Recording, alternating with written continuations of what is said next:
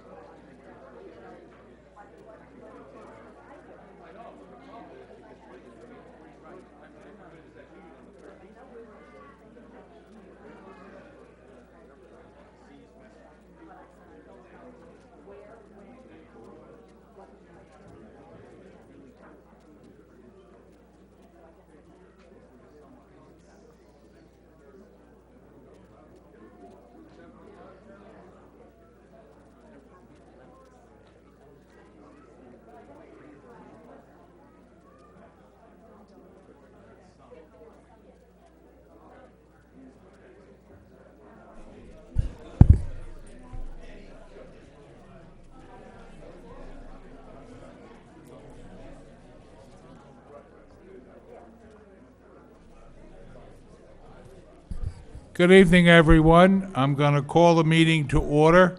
Would everyone please stand for a short prayer and a salute to our flag? Almighty God, grant us the wisdom to make those decisions that are in the best interest of all our residents. May the Heavenly Father of us all bless those who have given the ultimate sacrifice in service to our nation, and may He watch over and protect our servicemen and women now guarding the gates of freedom. Salute to our flag. I pledge allegiance to the flag of the United States of America and to the republic for which it stands, one nation, under God, indivisible, with liberty and justice for all.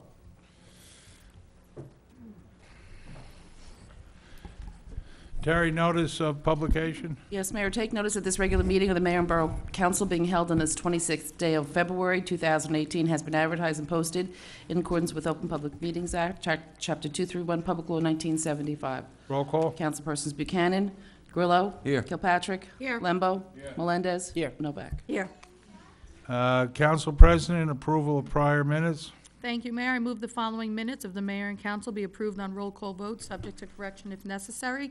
The February 12, 2018 council and agenda sessions, and the February 12, 2018 executive sessions 1 and 2. Sure. Roll call. Councilpersons Kilpatrick. Yes. Grillo. Yes. Lembo. Yes. Melendez. Yes. Novak. Yes. Okay, with that, I'm going to call Sayreville's Chief of Police, John Zabrowski, forward.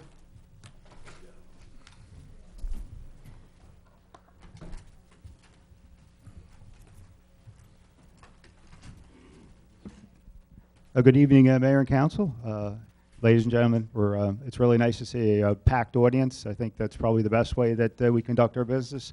This evening, we really have a wonderful opportunity to meet our 4 newest officers.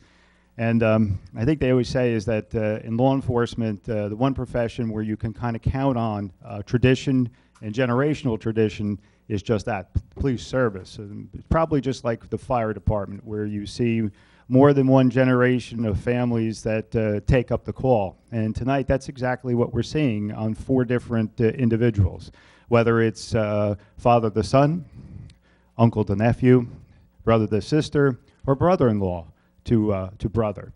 So it's nice to know that the 4 individuals that that we're swearing in tonight, number 1, want to be here and want to serve you, because that is, to me, that is the greatest compliment that we can ever get.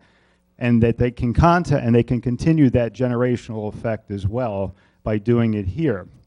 It's nice to know that they're always going to have a watchful hand behind them, from their relatives. But I also know that the type of individuals that they're going to want to set out and create their own individual profile, and hopefully at some point they'll continue that generational effect as well. So, ladies and gentlemen, I'm going to introduce you to 4 new individuals this evening as they take their oath of office. And they'll do that by their badge, the lowest number to highest number. And the first officer I'm going to call up tonight is Patrolman Joseph Bartlinski.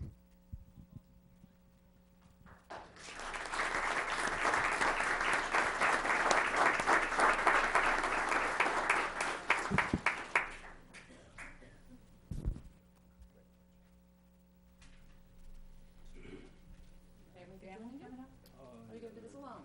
No, of course not.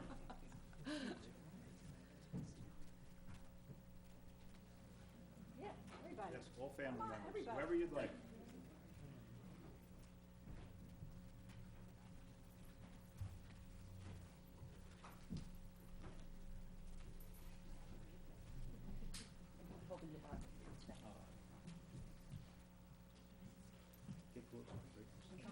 Come right close.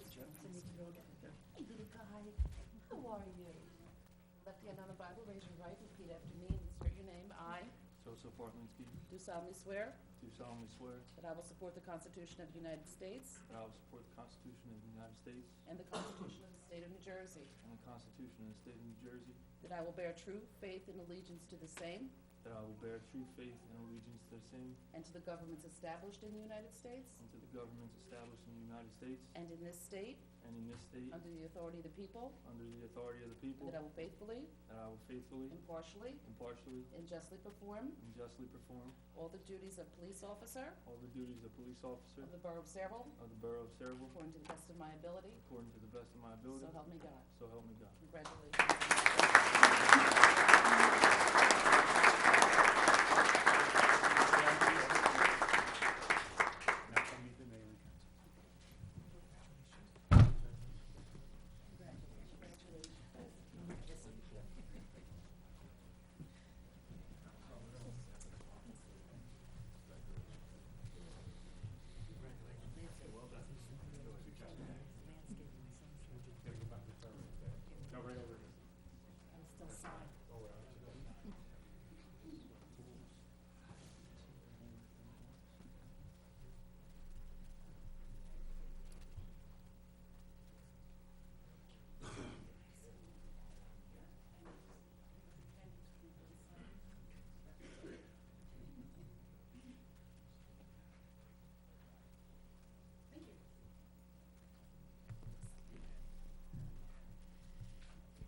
Patrolman Jamie Uncle and family.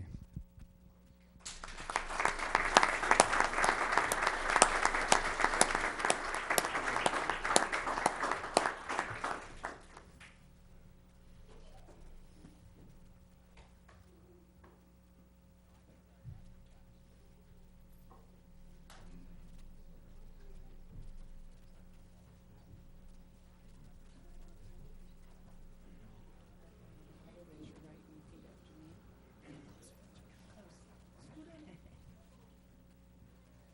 I, Jamie Uncle, do solemnly swear do solemnly swear that I will support the Constitution of the United States that I will support the Constitution of the United States and the Constitution of the State of New Jersey, and the Constitution of the State of New Jersey, that I will bear true faith and allegiance to the same that I will bear true faith and allegiance to the same and to the governments established in the United States and to the governments established in the United States and in this state and in this state under the authority of the people, under the authority of the people, and that I will faithfully, and that I will faithfully, impartially, impartially, and justly perform and justly perform all the duties of police officer all the duties of police officer of the Borough of Saraville of the Borough of Saraville according to the best of my ability. according to the best of my So help ability. me God. So help me God. Congratulations.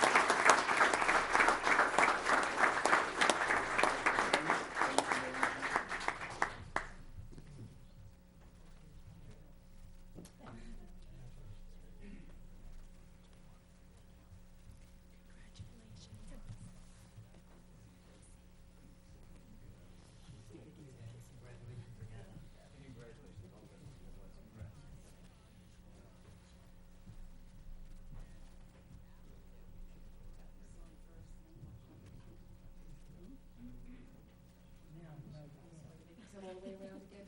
Just sign your name here, and then look up and look at the photo.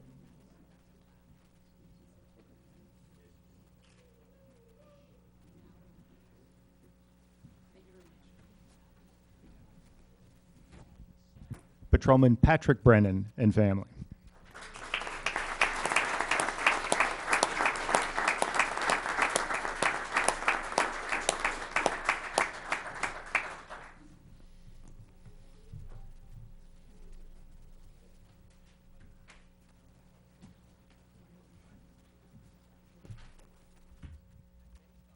Repeat after me, insert your name. I, Patrick Brennan, Do solemnly swear do solemnly swear that I will support the Constitution of the United States that I will support the Constitution of the United States and the Constitution of the State of New Jersey, and the Constitution of the State of New Jersey, that I will bear true faith and allegiance to the same that I will bear true faith and allegiance to the same and to the governments established in the United States and to the governments established in the United States and in this state, and in this state under the authority of the people, under the authority of the people, that I will faithfully, impartially, impartially, and justly perform all the duties of police officer all the duties of police officer of the Borough of Saraville of the Borough of Saraville according to the best of my ability. according to the best of my So ability. help me God. So help me God.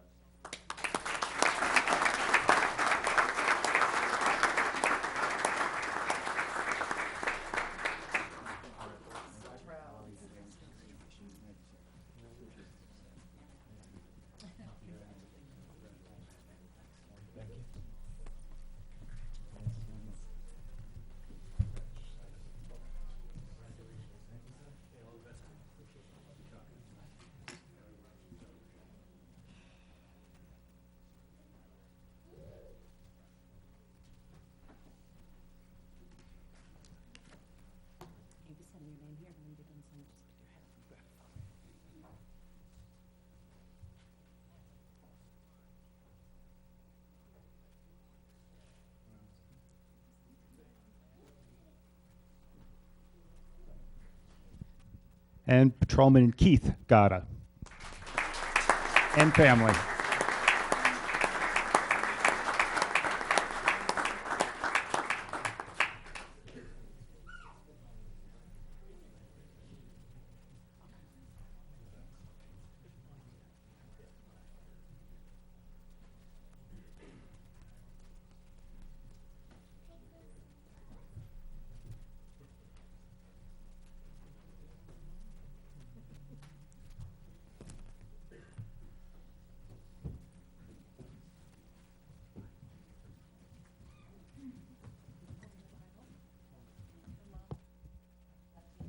Raise your right, repeat after me, insert your name. I I, Keith Gotta, do solemnly swear do solemnly swear that I will support the Constitution of the United States that I will support the Constitution of the United States and the Constitution of the State of New Jersey, and the Constitution of the State of New Jersey, that I will bear true faith and allegiance to the same and I will bear true faith and allegiance to the same, and to the governments established in the United States and to the governments established in the United States and in this state, and in this state, under the authority of the people, under the authority of the people, that I will faithfully, and that I will faithfully, impartially, impartially, and justly perform and justly perform all the duties of police officer all duties of police officer according to the borough, according to the best of my ability, according to the best of my ability, so help me God. so help me God.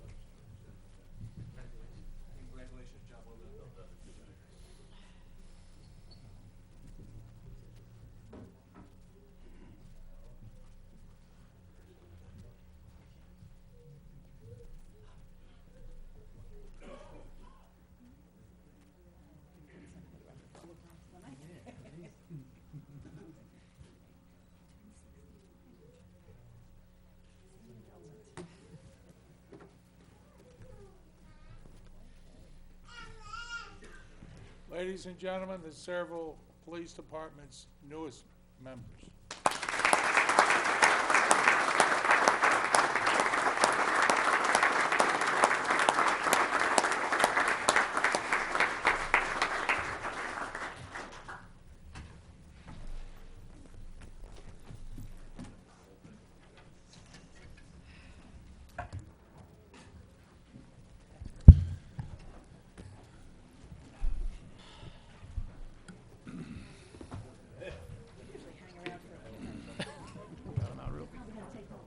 Thank you.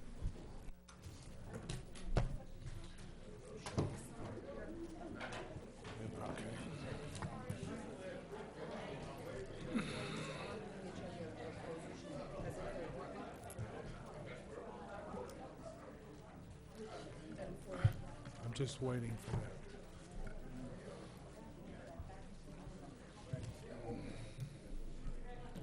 Let's see if they're here. I don't see them.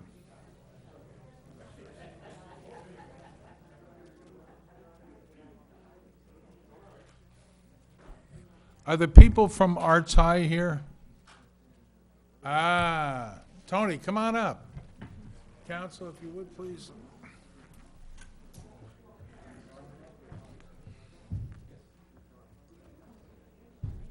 What's that? There. Watch up there.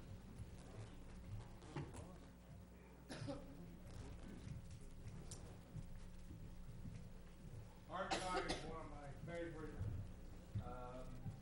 things I've gotten involved with, that I've had the honor of getting involved with when I've been mayor. So with that, I'm going to turn it over to its leader and its president. It does wonderful things for the children of New Jersey, but in particular for the children of Salem. Tony? Oh, wait a minute, I got to read this. Whereas art education contributes powerful education benefits to all elementary, middle, and secondary students, including the following. Hey, John? Barlinsky, John? Sarge, can you close that door? Yes, sir. Give everybody their due.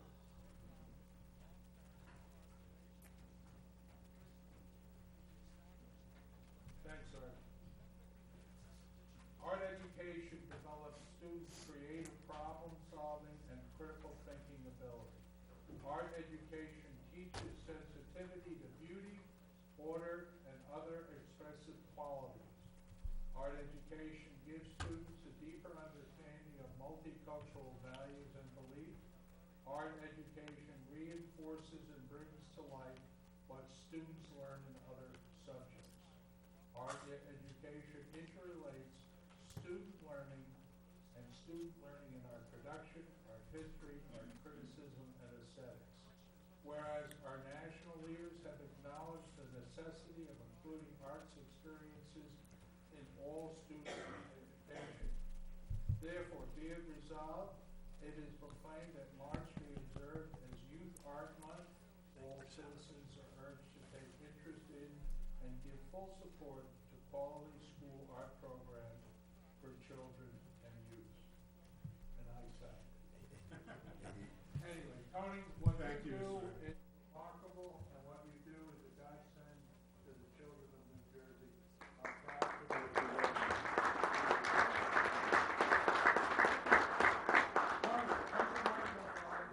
Turn around, be on TV, and tell them about your wonderful program. I want to thank you, Mr. Mayor, and also the council members for this proclamation, and I accept this on behalf of the Is that on, Tony?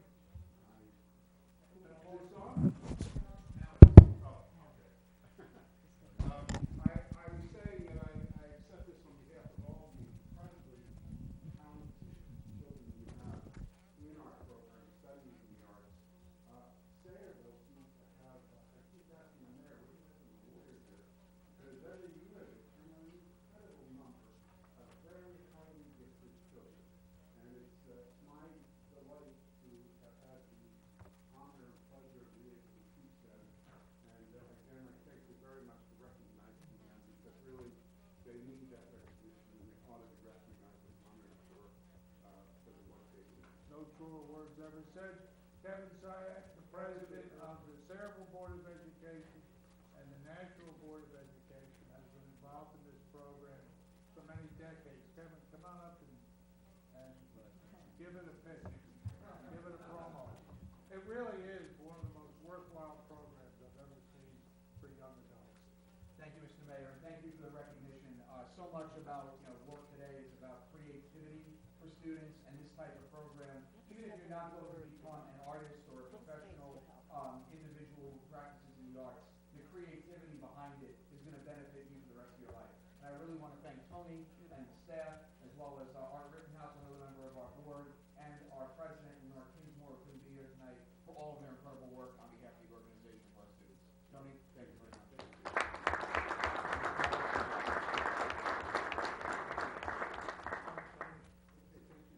Thanks. Not so fast, Pat. We have another proclamation. Is there anyone here? No. No, there's no one here. Funny. Yeah, but will we, you know what? Go ahead, Jason. Thank you, Mayor. Well, there may not be anybody here, we are here. It's important to our teachers. It is important to us. Switch.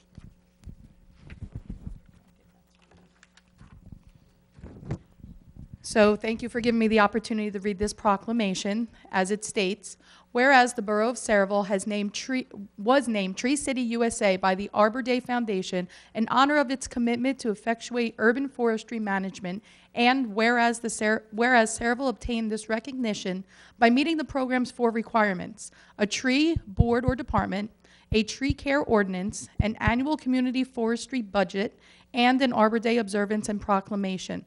And whereas Tree City USA program was started in 1976 and is sponsored by the Arbor Day Foundation in partnership with the U.S. Forest Service and the National Association of State Foresters.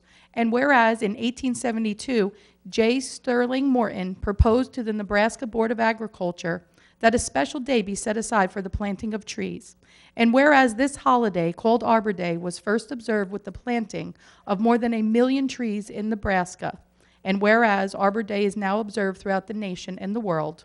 And whereas trees can reduce the erosion of our precious topsoil by wind and water, cut heating and cooling costs, moderate the temperature, clean the air, produce oxygen, and provide habitat for wildlife. And whereas trees are a renewable resource giving us paper, wood for our homes, fuel for our fires, and countless other wood products. And lastly, whereas trees in our city increase property values, enhance the economic vitality of business areas, and beautify our community. And now, therefore, Kennedy O'Brien, you don't mind? Victoria Kilpatrick, Council President of the Borough of Saraville, do hereby acknowledge that Arbor Day will be observed October 27, 2018, and urge all citizens to support efforts to protect our trees and woodlands to support our town's urban forestry program. Thank you, Mayor, for giving me the opportunity to read that. I appreciate it, and thank you all.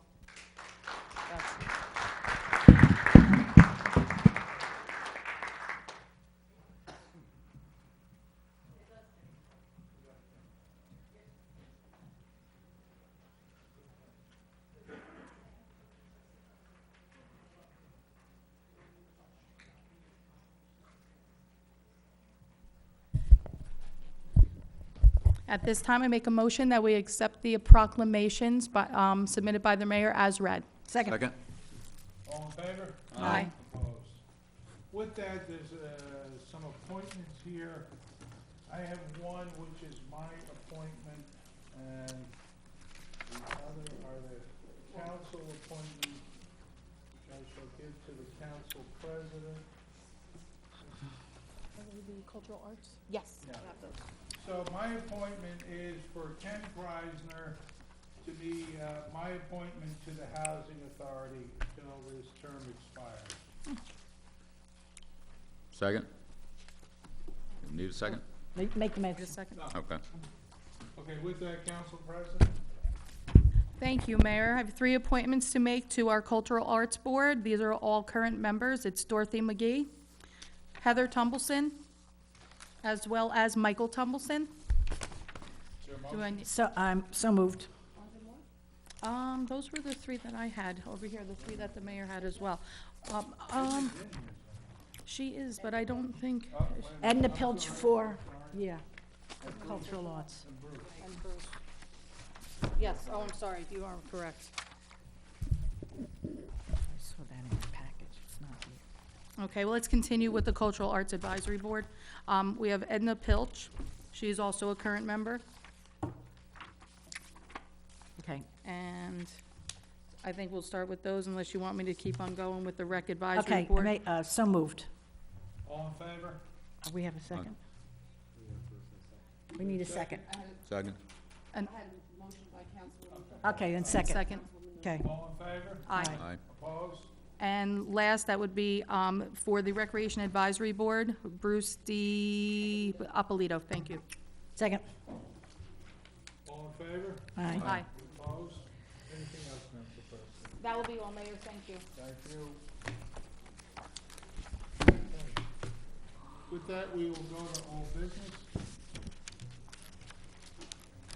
Under old business, we have the public hearing on the following ordinances. Ordinance number 395-18, bond ordinance providing for the rehabilitation of the Pulaski Avenue water tank in the Borough of Saraville, New Jersey, appropriating $2 million, excuse me, therefore, and authorizing the issuance of $2 million in bonds and notes for the borough for financing part of such appropriation.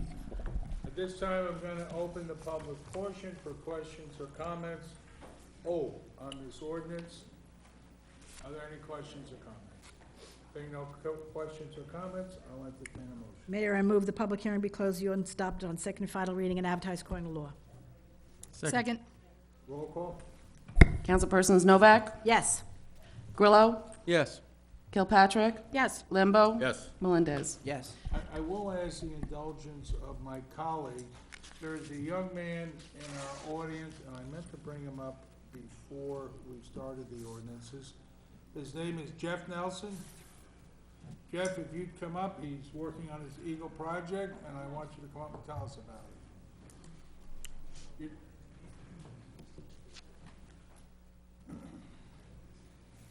Dad, if you want to come up, that's okay too. So what I need you to do is to take the mic and state your name and your address for the record. My name is Jeffrey Nelson, and I live in 51 Jensen Road, Sayreville, New Jersey. Jeff, you're making a presentation to us. Go ahead. We're very proud of you, by the way. Thanks. I just... Hold the mic up like you're a singer in Las Vegas. Okay. This is not for my project, it's for a merit badge I'm working on that's required for Eagle. It's for citizenship in the community, and I was asked to interview a member of the council. And I just had a few questions for Mr. O'Brien. I just want to know, how long have you been involved in the council, with the council? 21 years. 21 years. I might forget that. Just any major issues or that you're involved in? Every day there are a lot of moving parts to our town. But I don't want to cheat you out of the other 6 colleagues that I have here. Starting on my right, there's Councilman Grillo, there's Councilwoman Novak, Councilman Melendez. On the far left is Councilman Lembo, and our council president, Vicky Kilpatrick. So, and they're all equally capable of answering questions also. Okay. Go ahead. Bad questions. I gotta think of others now. So I guess I can ask. I mean, I wrote down just any issues that anybody would like to bring up. That's all. I mean. Colleagues, this is the future leader of our town and our country. So let's. I take it that you have to do some type of an essay here, that you have to submit, or you have to present? It's requirement that I have to come to one of these meetings and just ask any questions, just to interview somebody about any of the issues discussed. So.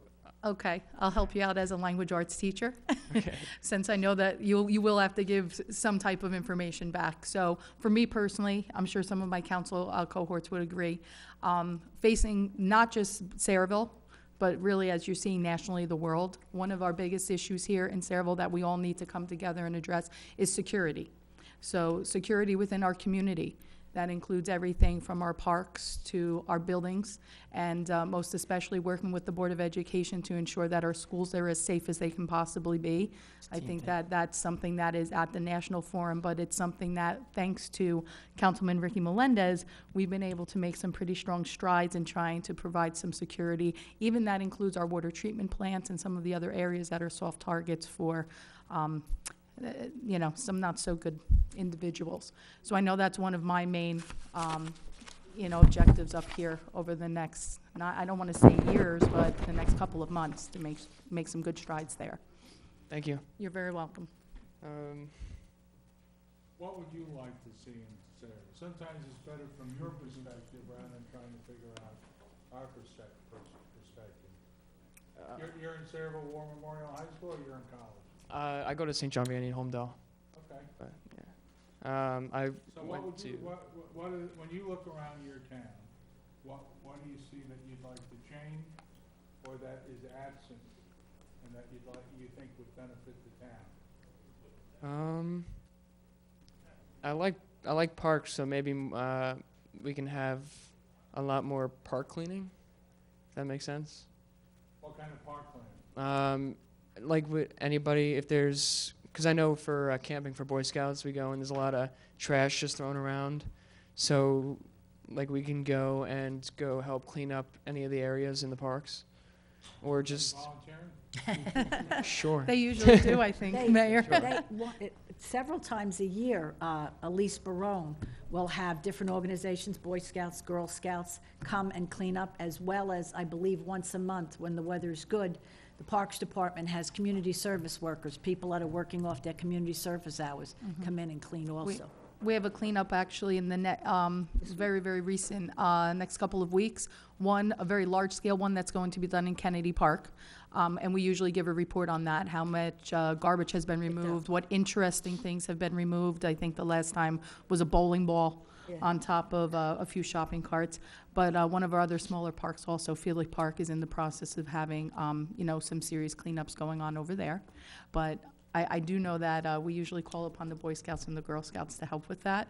So Terry will have his number, we'll get him, right? There you go. Okay, thank you. Thank you, Mr. Nelson. Very good luck to you. And Yes. anything we can do to help you? we're here to Just one other thing. If you leave your email address, I'll email you the YouTube link. Okay.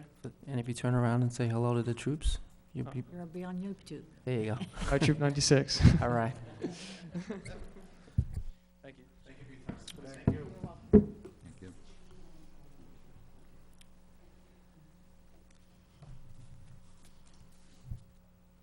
Terry, next time. Actually, Terry, do you need to, I was gonna ask if we can actually table ordinance 39618. This is our basketball hoops ordinance. Everything is in place, there just has to be a minor revision in reference to dates for clarification. So if we could actually table this and then reintroduce this at our next meeting, so that way the dates are inserted and we can move forward?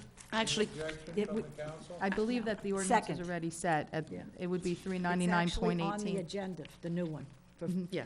the first reading. Are there any objections from the council? No. So motion made and seconded, roll call.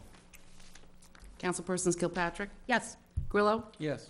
Lembo, Yes. Melendez, Yes. Novak. Yes, Thank you. Terry, if you would. Public hearing on, Terry, his, oh, I'm sorry. That's all right. Thank you.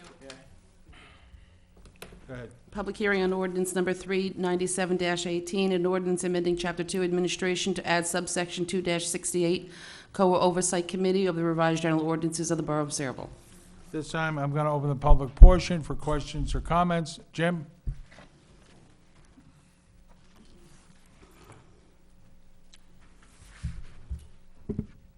Thank you, members of the council. Jim Robinson, 11 Burrell Square.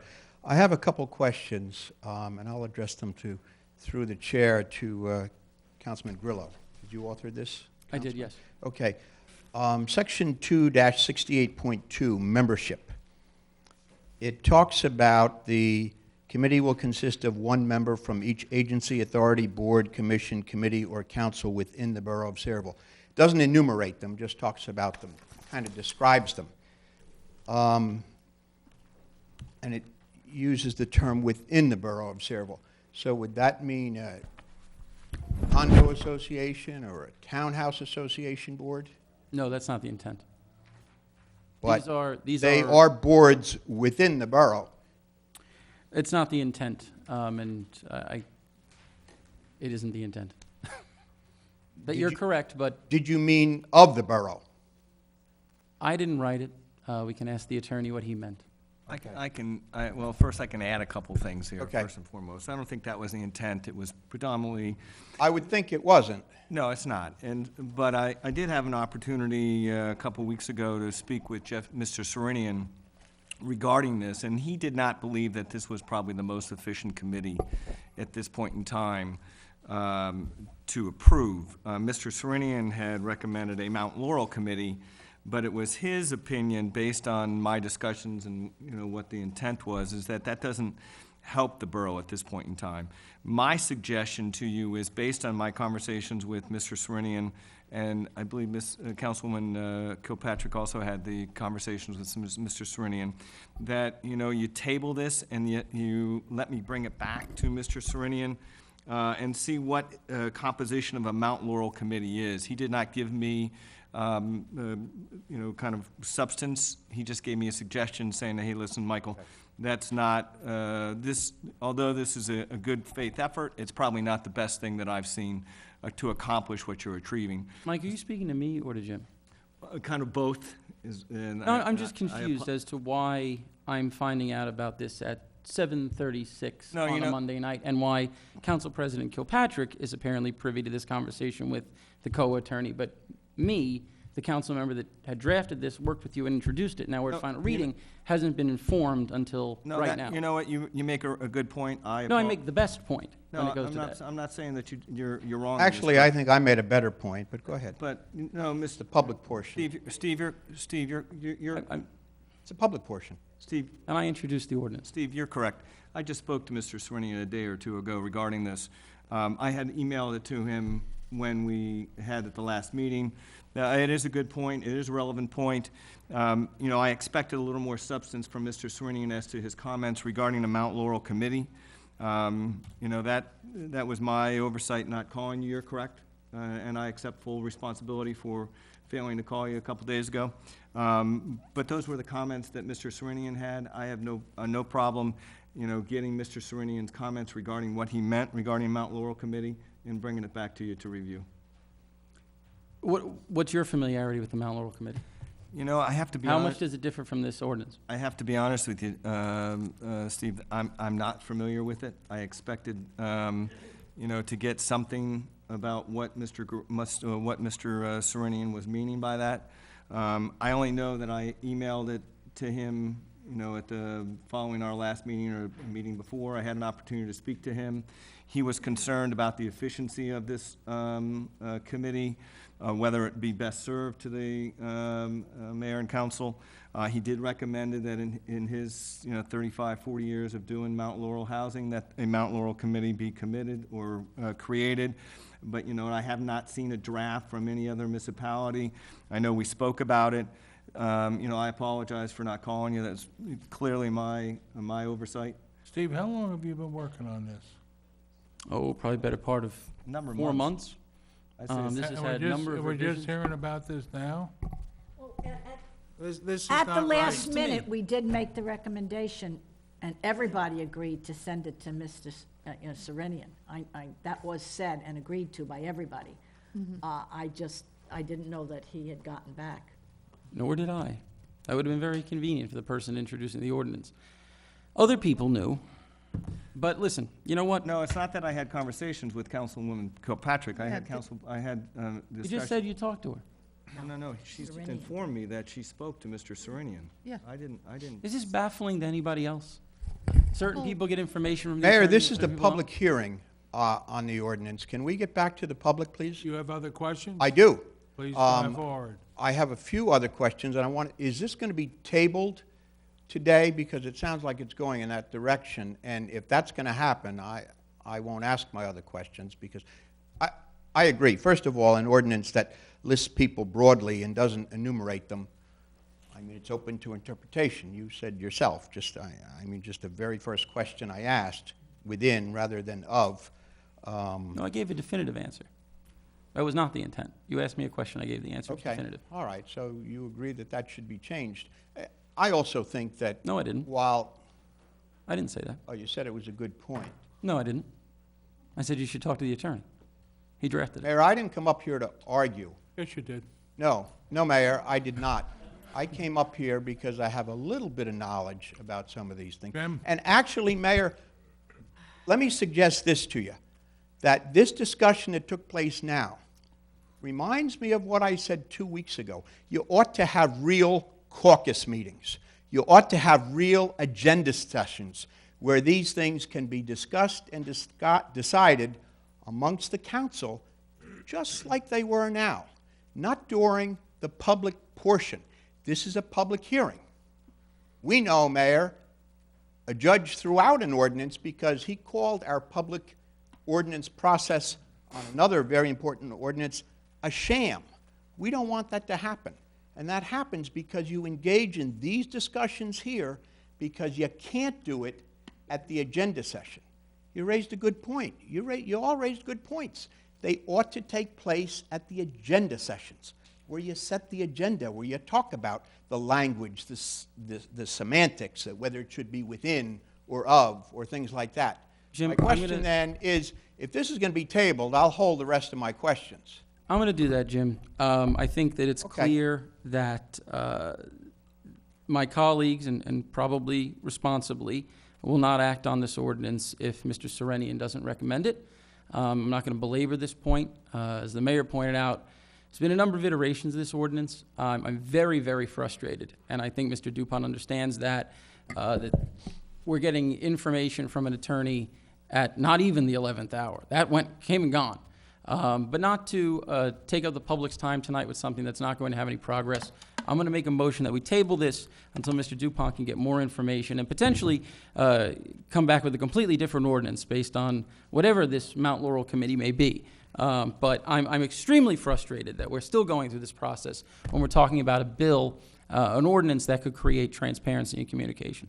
So if someone would second that motion, I would appreciate it. Well, this is still a public portion, and thank you for agreeing with Motion my made and second point. Is there a second? Mary did. All right, roll call. I'm sorry, I didn't. There's a public Who portion. seconded the There's a motion? public hearing. Excuse me, Jim. Thank you, Mayor. Roll call. Councilpersons Grillo? Yes. Kilpatrick? Yes. Lembo? Melendez? Yes. Novak? Yes. Thank you. You know, if I might, Mayor, you know, Councilman Grillo, I fully apologize not calling you a day or two ago when Mr. Serenian had mentioned this. You know, I'll make sure that I get a draft of a Mount Laurel committee as to what he believes it is, and then I'll email it to you, hopefully in a day or two. Email it to the council, please. Yep. Governing Thank you, body. Council. Jim, I assume, is the public hearing closed? go right ahead. Okay, well, I thank you for agreeing with that point about tabling. Second thing you've agreed with. I hope you would also agree that things like this should be discussed at agenda sessions where you can have the very worthwhile discussion that you started to have that I interrupted because this was the public portion. There's a time for an agenda session where you discuss these things, and there's a time for a public portion. And I would hope, before this comes back, it is thoroughly vetted at an agenda session, and that you go back to the agenda sessions that we used to have years ago where we didn't have these problems, where we didn't have these embarrassing situations where some people unfortunately are made to look foolish because of the system that's designed through no fault of their own. Okay? Thank you very much, Mayor. Are there any other questions? Next item, Terry. Take a motion to close the public portion? No, we didn't. We Motion. didn't close the public. Make the motion. Didn't he make the motion, Kevin? He made. I think we're I done. only understood that Councilman Grillo made the motion to table the ordinance. Was it to table and close? Maybe I Yes, the missed table it. and close. It was to table and close? Of course it was. It is now. Thank you. Yeah, I heard that. Okay, And next item, education. Terry. May I make one Yes. statement now that the public portion has been closed in reference to this? Just because I really didn't care for your comments, Mr. Grillo, or at least what I felt what was kind of a underlying current. I did speak to Mr. Serenian, not in reference to your ordinance. I actually called him about a different matter. I wanted to find out about when we had gone to court, what exactly the attorney fees were that were to be awarded to the developer. It just so happened that in that conversation, he had asked me if I had known anything about that ordinance that was sent over to him by Mr. Dupont, as we had advised him to do. It was a 2-second conversation, and I really find it a little offensive that you would turn around and make the statements in which you did in order to make people within the public think that I was having conversations that were not within my purview to do as council president and somebody that's been following this litigation more closely than most. I supported your ordinance, Mr. Grillo, when you brought it forward, when it was for the transparency and the overall spirit of it. However, at the end of the day, and I get it, it's extremely frustrating when things don't move quickly or don't move in a time frame that we would like. But I'm also extremely glad and thankful that we have somebody with Mr. Serenian's expertise of decades worth of COA litigation so that he can advise us in the best way to move things forward. Everybody up here wants transparency, but I also don't want to rush something, which is probably one of the reasons why we're in this mess to begin with. So I truly hope, Mr. Grillo, that the tone and the conversations that you're having, that you'll quite frankly apologize, because I found it offensive. And I've worked with transparency. I've devoted countless hours away from my family, reading and trying to make sure that we move in the right direction. And it's unfortunate that you strike these tones without really knowing the whole facts. So I'm glad you explained it. I apologize if you were insulted. Obviously, it wasn't explained by Mr. Dupont, your interaction with Mr. Serenian. I apologize. But I don't think that erases the fact. What's obvious here is that this information waited until the meeting had already begun. Nobody called me. Nobody discussed this. Mr. Robinson, while he's talking about different types of meetings, it's all well and good, but his point is accurate. There needs to be better communication between the professionals and the council members. We could have addressed this. It's just extremely frustrating that this happens at 7:30 on a Monday night. And so that's not a personal attack. That's the truth. And that happens a lot. And so if you were insulted, I apologize. Thank you. As a I do, colleague? because it wasn't my intent, it However- wasn't my responsibility to reach out to you, because my It conversations was not. were It not. was Mr. DuPont's. And I believe that he's tried to make amends over that. These things have to be done in a professional manner. And this, I don't believe, was done professionally. And that's all. I don't want to make personal attacks. I'm just very frustrated, and I think everybody else should be too. Because this is not transparent. This is not clear. Certainly not to me. I don't get transparency. I don't get phone calls. I don't get emails. I think, as a LAL teacher, I think the term irony comes to mind right now, because I think many of the people that have been coming to our meetings for the last several months feel exactly the same way you do now in relation to the development of what appears to be a settlement agreement by some, and the way in which this entire COA situation went down. So I think that maybe you can take a look at that frustration that you have currently and multiply that by probably, I know in Melrose at least, by at least 500 times, because that's how many people felt that the planning board, yourself included in that at the time, that's how they felt. Now, you feel that way in reference to an ordinance regarding a committee. Imagine how the people of this town feel regarding something that will impact them for the rest of our life and existence here in Saraville. That's all I have to say. Thank you. Okay, next ordinance, Terry. Public hearing on ordinance 398-18, bond ordinance providing for various road improvements of the Borough of Saraville, New Jersey, appropriating $3 million therefore, and authorizing the issuance of $2,850,000 bonds or notes of the borough for financing part of such appropriation. At this time, I'll open the public portion for questions or comments on this ordinance. Are there questions or comments? Being no questions or comments, I'll entertain a motion. Councilwoman Novak. Mayor, I move the public portion be closed, the ordinance adopted on second and final reading and advertised according to law. Second. Roll call. Councilpersons Novak? Yes. Grillo? Yes. Kilpatrick? Yes. Lembo? Melendez? Yes. Thank you. Okay, next item, Terry. We did the appointments. Under new business, we have the introduction of the revised ordinance that we discussed earlier, ordinance number 399-18, an ordinance amending Chapter 5 Police Regulations, basketball hoops of the revised general ordinances of the Borough of Saraville. Counselor, how does this change in substance from the previous ordinance? We just added the specific dates that the DPW director wanted in terms of when it was applicable. When is it applicable? November, hold on, Mayor, it's in your revised ordinance. November 30th through March 30th, as Yeah. So opposed, let's, just snow Counselor- time. Here it is, Wait Mayor. a minute, Counselor, explain this to the people of Saraville, So- what this ordinance is about. Yeah, so we introduced, or we had an ordinance that was going to be adopted this evening regarding basketball ordinance, or basketball hoops regarding in public streets. The first ordinance had just basically a strict prohibition. This prohibition was eliminated, or strict prohibition was eliminated, and now only deals with the dates that they're prohibited while we're plowing the streets. So that's between the dates of November 30th and March 30th, that no one shall place a basketball hoop in a right-of-way or on the sidewalk or any public street, so that we can plow and we can shovel our driveways, or shovel our sidewalks. Okay, is there a motion for this, Councilwoman Novak? Is this I you? think it's Vicky. Who is it? Is It's this you, me. Vicky? It is me.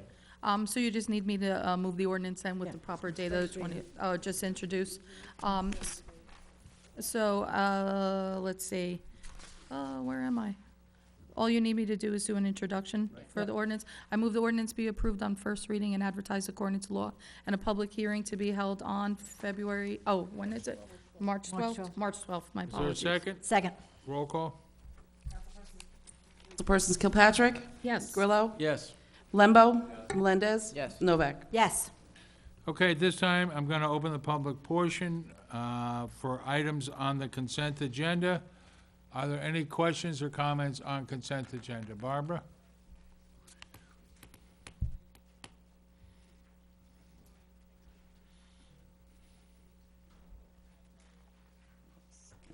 Barbara Kilcummins, 22 Schmidt Street. 2018-69, pole barn. What's the number, Barb? 1869, the pole barn. Okay. Was this in last year's budget, or was it in the budget? Wayne? This was in last year's budget and also in the previous year's budget, some monies for that. And what It's is the actually part- cost? It's part of a bond ordinance that was adopted, actually 2 years running. It's in an ordinance adopted in 16 and an ordinance adopted in 17, additional monies in 17.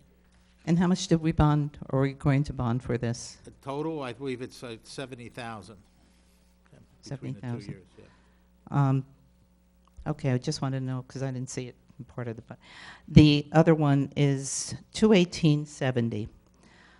Apparently, and I'm glad to see this, that we're not bundling again for a small amount of vehicles.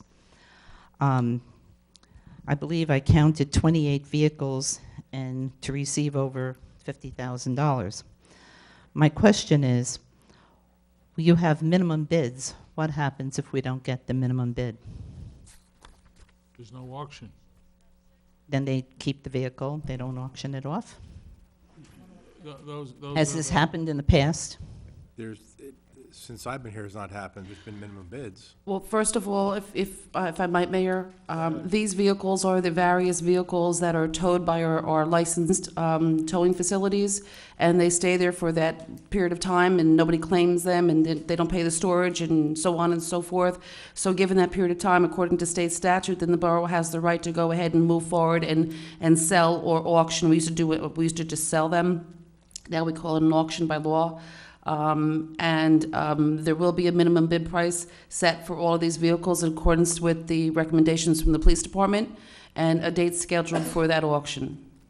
These are not borough vehicles? on These this are auction? not borough vehicles, no. Well, in the past, I believe, I forget the number of vehicles, but apparently we only got a total of $16,000 for the vehicles because they bundled it. And I was quite annoyed at that and never went out for an individual bid. And apparently there was one bidder from Newark that got the bundle, and it was wrong. So I'm glad to see we're back into putting them up for bid. Thank you. Thanks, Barb. Are there other questions or comments? Being no other questions or comments, take a motion to close the public portion and adopt on roll call vote. So moved. Second. Roll call? Councilperson Squirrello? Yes for everything except 201872. I'm going to vote no. Number 72, no. Kilpatrick? Yes. Lembo? Yes. Melendez? Yes. Novak? Yes. Thank you, Mayor. Okay, the resolution's passed. Go ahead. Yes, Mayor, this is Resolution 2018-80, resolution of the Mayor and Council of the Borough of Sayreville, County of Middlesex, State of New Jersey, appointing community grants, planning and housing as a designated administrative agent. Whereas under this resolution of the New Jersey Fair Housing Act, the Borough of Sayreville is hereby implementing a program to provide affordable housing units to low and moderate income households within the borough. Whereas the borough has prepared amendments to its affordable housing in conformance with the requirements NJSA 5:93-1, as amended and supplemented NJSA 5:80-26.1, as amended and supplemented the New Jersey Fair Housing Act of 1985. Whereas the amended affordable housing ordinance set forth the duties of the administrative agent pursuant to NJSA 5:80-26.14, that requires the affordability controls of affordable housing units be administered by an administrative agent acting on behalf of the municipality. Whereas the Borough of Sayreville has selected Community Grants Planning and Housing Corp. to be the administrative agent for the purpose of providing affordable housing control services for all affordable housing within the borough. Now therefore be it resolved by the Mayor and Council of the Borough of Sayreville, County of Middlesex, State of New Jersey, that the Borough of Sayreville hereby appoints Community Grants Planning and Housing Corp. as its designated agent. Is there a motion? Oh, public portion. I'll now open the public portion for comments on this resolution. Are there any, being no questions, I'll entertain a motion. I move the resolution be approved on roll call vote. Roll call? Councilpersons Novak? Yes. Grillo? Yes. Kilpatrick? Yes. Lembo? Yes. Melendez? Yes.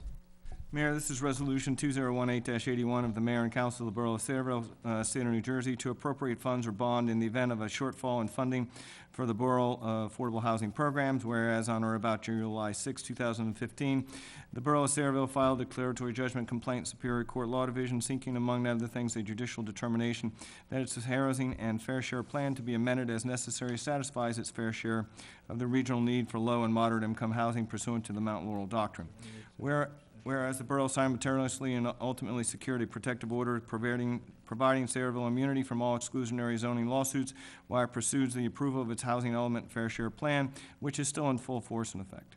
Whereas the borough adopted the housing element and fair share plan on August 2nd, 2017, and whereas it anticipated that there would be an amendment to the housing element and fair share plan inclusive of a spending plan, and whereas it is anticipated that one such amendment will contemplate the development of 100% affordable development at River Road, which will rely upon tax credits and which requires a resolution of intent to bond. Whereas in the event funding sources identified in the proposed spending plan provide inadequate to complete the affordable housing programs included in the Borough Housing Element Fair Share Plan and any future amendments thereof, and to the extent permitted by law, the Borough shall provide sufficient funding to address any shortfalls. Now therefore be resolved by the Borough Council of the Borough of Sayreville, County of Middlesex, State of New Jersey, and to the extent permitted by law, the Mayor and Council does hereby agree to appropriate funds or authorize the issuance of debt to fund any shortfall in its affordable housing program that may arise due to inadequate funding from other sources or any other reason of inclusive anticipated 100% affordable development of River Road. Be therefore resolved that upon written notification by the Council on Affordable Housing or a court competent jurisdiction after a finding that inadequate funding exists to complete the affordable housing program included in the borough's housing element and fair share plan and any future amendments thereof, and to the extent permitted by law, the borough agrees to appropriate funds or authorize the issuance of debt within 90 days of written notification by the Committee on Affordable Housing or a competent jurisdiction. Be it further resolved that the borough may repay debt through future collection of development fees such as funds become available. Is there a motion? Open to the public. Oh, I'm sorry. Open to the public portion for questions or comments. Being no questions or comments, entertain a motion. I move the resolution be approved on roll call vote. Roll call. Councilpersons Novak, Yes. Grillo, Yes. Kilpatrick, Yes. Lembo, Melendez. Yes. Thank you. At this time, I'm going to open the public portion for questions or comments on any and all issues. There will be a 5-minute limit. Steve? Steve Melineski, 28 Scarlet Drive in Parlin. First, I'd like to thank Dan Frankel for his diligent follow-up on my questions from the previous weeks on the COA pro forma that I've been asking for quite a while. Having read through the document, and as I'm sure the council members have, I find after having at least 2 phone calls with Mr. Leon Cavella that there are some gaping holes in this pro forma. One, he's estimating about 2,600 market rate homes, which is fine, as basing on a pro forma 367 COA, 2,477 market rate. The problem with the pro forma is that going through the assessment that he did, he makes a statement that our revenues will be about $5.9 million per year, and our costs will be $9.6 million over the next 8 years remaining in the 10-year slot. Having said that, that's a deficit of $3.6 million per year. Multiplying that by 8 years comes out to about $20-some-odd million, $29 million. Mr. Leon Cavella, having said that, thought he made a mistake. He's dividing it by the 8, so he's coming out with a deficit of $453,000 a year, which is not correct. He's going back to try to get numbers. Second, the cost of infrastructure. This is strictly revenue from real estate taxes to the residents. It's, nothing is in there. He said he would need to speak with Mr. Cornell and someone named Mr. Cups from the tax assessor's office to establish what the real impact would be to the taxes. And as residents in the town, That's something that we need to know as we move forward. Whatever we are allowed to deduct or get credit for affordable housing is fine. The question really that I had to the committee and the reason for the performer was that we needed to know if and what it was going to cost the rest of the town to be compliant over the years. And naturally, it won't happen all in the first year, it'll be over the 8 years. Having said that, he further goes on to say that of all these homes, 65% will be two-bedroom homes. Only a few percent will be three-bedroom and one-bedroom. He further goes on to state that in the two-bedroom, 65% of the category, there's only 0.2 children per household. That, and he got it from the Center for Urban Policy and Research. However, that doesn't seem quite right. It's got to be set, that's an overall average for the whole state. What's there going to be in our town? So when you come up with that figure, you only get 400 kids. That can't be correct. When we bring these families in, there's got to be more than that. I don't know the number, but that seems incredibly low. And that makes a real difference. Now, the additional infrastructure that we need could be schools, police, roads, etc., the whole gamut of what we would need. So my question is, we need to also look at, do we have excess capacity in our schools to take on all these other children that may come in? And also it dawned on me that with approximately 2,900, 2,600, the numbers is relative to a performer, that's 5,000 people minimum if there's a couple per household that are going to be in our town, which could be good things and bad things. But to get to the bottom line, we need that input from Mr. Cornell and from Mr. Cups. We need to know what the additional infrastructure will be needed, some kind of an estimate. But it also dawned on me that if this thing becomes prohibitively expensive, what's going to happen to the town is young couples will not want to move in. Elderly couples or retired couples will not be able to afford the taxes. So the idea behind the performer, and this is why I was asking for it, and I think the council should know, and the number of houses are relative. It doesn't matter if it's 2,000, 2,500, or 2,900.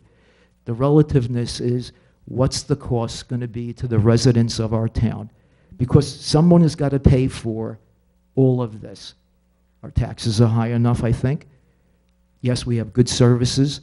I know you guys are all working to ensure that we have the lowest taxes that we could have with the maximum services. But someone needs to really sit down and look at this cost or estimated cost, and that's what it's got to be. Not just, as Oscar Madison would say, up on the wall, you know, what sticks. We got to get something that's more factual. Someone's got to look at it. And I've been chasing this for 3 months.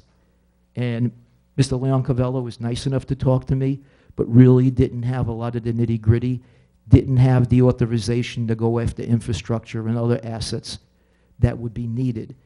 And like I mentioned before, if we do get a good amount of school children, do we have that capacity? I see Mary saying no. You know, how are we going to do that? Do we have to build another school? You know, and that's my concern. So I'm asking the council, you know, if they could take a good look at this, get this thing to iron out.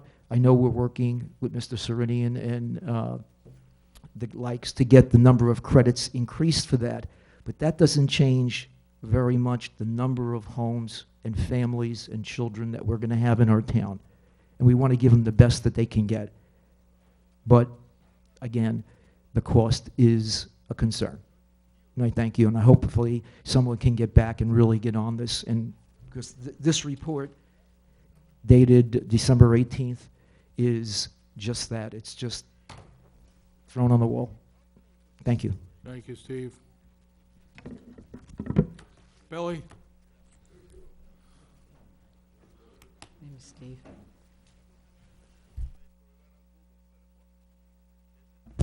Thank you. Bill Gavrin, 5 Orchard Street, Sayreville. First of all, on the ordinance for the basketball hoops, I would like to propose that you change the date to November the 1st. And the reason for that is, I don't know how many of you know, but on Thanksgiving, it's quite often that we've had snow already. So those basketball hoops are still going to be there, and we're going to have snow-covered streets. So I don't see what the problem would be moving it to November the 1st, so that we don't go with the same problem Steve's having, introducing an ordinance over and over and over, because the dates aren't right. So I don't know how cumbersome that would be to change the date to November the 1st. But I think it would be well worth it. My other thing is I was here on February 12th. Mr. Frankel said that he would contact someone from Optimum.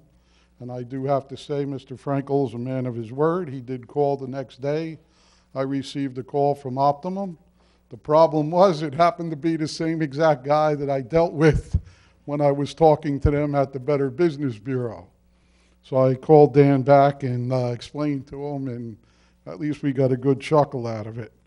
But what I'm here tonight is to ask that the mayor and council authorize the borough attorney to file an FCC complaint against Optimum, and that we do not, under any circumstances, renew Optimum's contract with the borough of Saraville until they, agree to comply with the law in New Jersey. And maybe we should look into Spectrum or some of these other cable companies. I think in Monroe Township, you get the option of having either Spectrum or Optimum. I don't see why we got to give Optimum our sole commitment here. So if I could get the mayor and council to authorize the attorney, I would appreciate that, to file an FCC complaint. Bill, I got to find out how much money it is. Mayor, I know that Mr. Gavin indicated that his bill was approximately $200, but it may apply to a number of the residents here at the borough of Saraville. I've asked that we, because the following day, Mr. Frankel and I had contacted Optimum, and then we also are searching for our Optimum agreement, because I'm sure there is a pathway in terms of filing a complaint.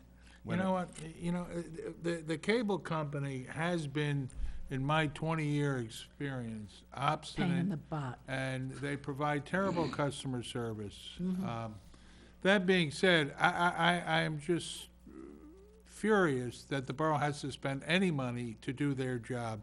Please have somebody or a group of people, particularly their attorneys, let them rack up the rates at our next meeting, and they can explain to us why our residents can't get satisfaction and why we should or should not continue with them as the sole supplier. One of the problems we've learned over the years, Bill, is we gave whoever the original cable company was decades ago the right to run their cable through the town on the public right-of-ways.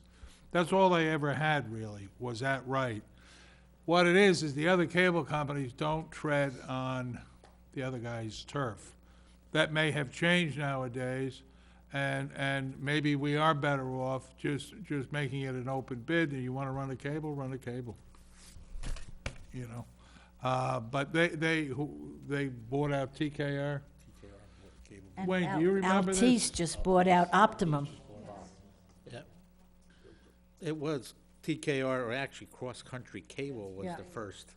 Okay. Was the first cable company. Didn't we just get like our $170,000 from them for? Yeah, we get a franchise fee every year. Right. For both. That's the other thing. But actually Verizon too, we get a franchise fee because Verizon Fios has moved into town. I guess they're getting more and more widespread now, from what I understand. They're not at this end of town yet, but No. I believe on your side of town there, or in your area, they've been soliciting new customers. Don't know.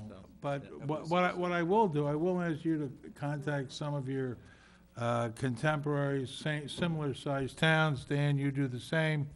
And let's find out what, let's see if somebody else has dealt with this before, because we can spend an awful lot of money in federal court, and I'm loath to do that. I want to first find out if other towns have gone through this, how they handled it. And I'd rather have the CFO and the business administrator who will do it as part of their, talk to their contemporaries, rather than start incurring legal bills to try to come to the same conclusion. So if you'd be a little more, if I could ask you to extend us some patience, Bill, and because it's all in the interest of the taxpayer, I'll see you in 2 weeks. How's that? right. Should have a decision by then, or Well, if not, we'll I have- believe in federal court, and maybe the attorney could correct me. I would think if we prevail in federal court, we should get our attorney fees back. Bill, I don't know. Wow. I don't know. I'm just saying, I don't see how we can lose.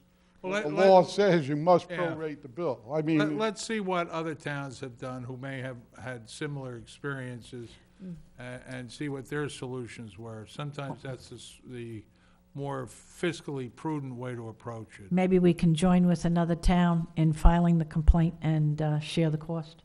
Either Thank you. that or join another town in bidding for multiple suppliers. It's a bigger pot then. And then maybe we wouldn't have to file a complaint if they saw we weren't going to take their you-know-what anymore. Maybe they'd do something. Okay. Right. And I'd also, like I said, just thank Dan for his hard He was work on prompt. this. Thanks. Thank you. Scott?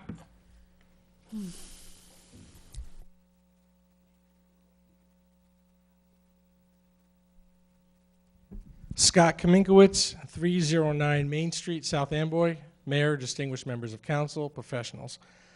I understand there's been some discussion for an amendment to the Peddlers and Hawkers ordinance, or perhaps introduction of a new ordinance regarding food trucks.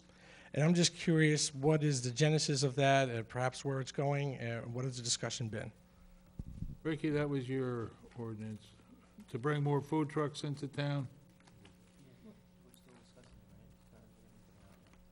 I think the last that it was left was that we were talking about it, and we originally, I think, I don't know if it was our construction office or somebody else had found a similar ordinance in another town, and then we determined that we in fact have something on the books that was very similar to what we were looking to accomplish. We've been kind of leaving it in Mike's hands to take a look at what needed to be What adjusted. we've done is we have an existing Peddlers ordinance, and contained in there is a number of activities are very similar to or permitted to by the food truck request. We've taken some paragraphs of an ordinance that pertains to food trucks and incorporated it into our Peddlers ordinance, and that's kind of where we are at today. There's a draft of it before the mayor and council today. Okay, thank you. Council President Kilpatrick, you said we have something in the draft into where we want to go. I'm just curious where it is That's that not you in want today's to go. package, that's right. Really what we Never were gave it to looking me. at, we were approached by individuals that were looking to do different types of activities, some of which actually being our Board of Education and PTOs, and other individuals that wanted to be able to provide, like, the food truck experience that we see in other towns. So, you know, it's kind of like the great food truck race, I think, that started to get popular on Food Network. So you see things like the Empanada Guy, or, I don't know, Susie's Cupcakes, whatever. They run out of those. So the question was, why don't we do those things here? We do them when we have Cereval Day and other times, but typically we don't see that where other towns do. So that's what we were taking, that's what me personally, when I was being approached by individuals that wanted to say, am I allowed to bring this type of vehicle here? So that's when we started to have the discussion. Over the past couple of weeks, I found out that through the Board of Education, the PTO, as fundraisers, have actually brought food trucks into town already. They keep them on the Board of Ed property, and they were using that in order to generate money for the kids. So if we're allowing that, whether or not we're aware, I didn't know about it until after it happened, it was already starting to happen. So taking a look at what we have already and trying to find a way to extend that experience and not infringe on anybody or do something improperly. That was really my purpose for bringing it here. But I did get your email, and I know that this is something that you understand, and it's become sort of almost like an expert speaking before us right now. Well, thank you. I know a lot about it. I grew up in the business. My dad's been in business for 47 years. You mentioned perhaps PTOs and the schools using food trucks for football games. There already is a permitted use within the Peddlers and Hawkers ordinance for P1 license. You can use that for either hourly, and there's also a provision for special events, whereby they could be, whether it's on school property or not, they should have that permit. I know that my dad and other vendors have to get those permits for events like Cereval Day, 4th of July celebration, and even when it was celebrated at the high school, we had gotten those permits. I want to let you know that, of course, with the P2 license, there are only 2 in town. My dad, who's been in business for 47 years, and Mr. Nagel, who's been in the service for 36 years. And I remember when my dad opened his business, I was 8 years old. I used to like to have dinner at Speezy's, Cerevel Bar. I used to like getting the jelly donuts at the original Royal Bakery and the paczki and rye bread over at Sunglow. The one thing they all have in common, they're all out of business now. All right, the food business is an incredibly competitive business with very, very slim margins. I think the only other family business that has been continuously operating in this town, besides my dad, would be Buddy's Tavern. All right, food businesses come, food businesses go. I have been keeping up with the mobile food industry over the last few years. Just as I said, the profits are thin. There's a very good reason I never went into the business. Okay, I never did. I've always worked outside. I helped my dad out with some things, of course. I follow other mobile food vendors, and it seems that a lot of people think there's a killing to be made here. We're going to come in, I'm going to make a lot of money. Those guys make a lot of money. Rarely do they last. Okay, we talk about even businesses that appear that they're doing well. Okay, Tasty Subs on Pulaski Avenue many years ago. Great place. I used to love to go there as well. Out of business. Okay, the point is that if you're going to move on this, I would like to know more about it. Okay, there's no introduction on the agenda of an No, ordinance. it's going to be in the future, hopefully in the March 12th package, if the mayor and council wishes me to proceed with the amendments. Is there anything that you can share with me now about it? You know what, I don't have it in front of me. It's incorporating a number of safety precautions with respect to a food truck. How many is it going to permit? You know what, off the top of my head, I don't have the proposed ordinance, mesmerized. All right, let's get a copy to I can certainly, the Kaminkowitzes and to Tommy. if you give me a holler, I can certainly provide it to you once I've had it Please drafted. get it to Terry, and Terry will get it to Bear and to Tommy Nagel. I appreciate that. What I fear is that if other food trucks come in, it's always good to welcome competition. That I understand, but there's some point when there's saturation of competition, and it could easily put my dad or Mr. Nagel out of business. Like I said, all these other established places in Cerevel, they go out of business because it's tight. I know so many people go into the food truck industry, 1 year, 2 years, 3 years, they're gone. So I would like you to please take that consideration and share what you can with me, okay, about what's on the table. Thank you, Scott. Thank you.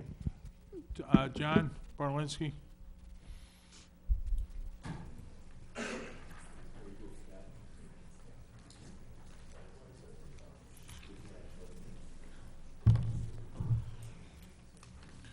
Hey, John, before you start, I just want to personally thank you. I watched you on the zoning board when they were talking about turning the nursing home into a drug rehab.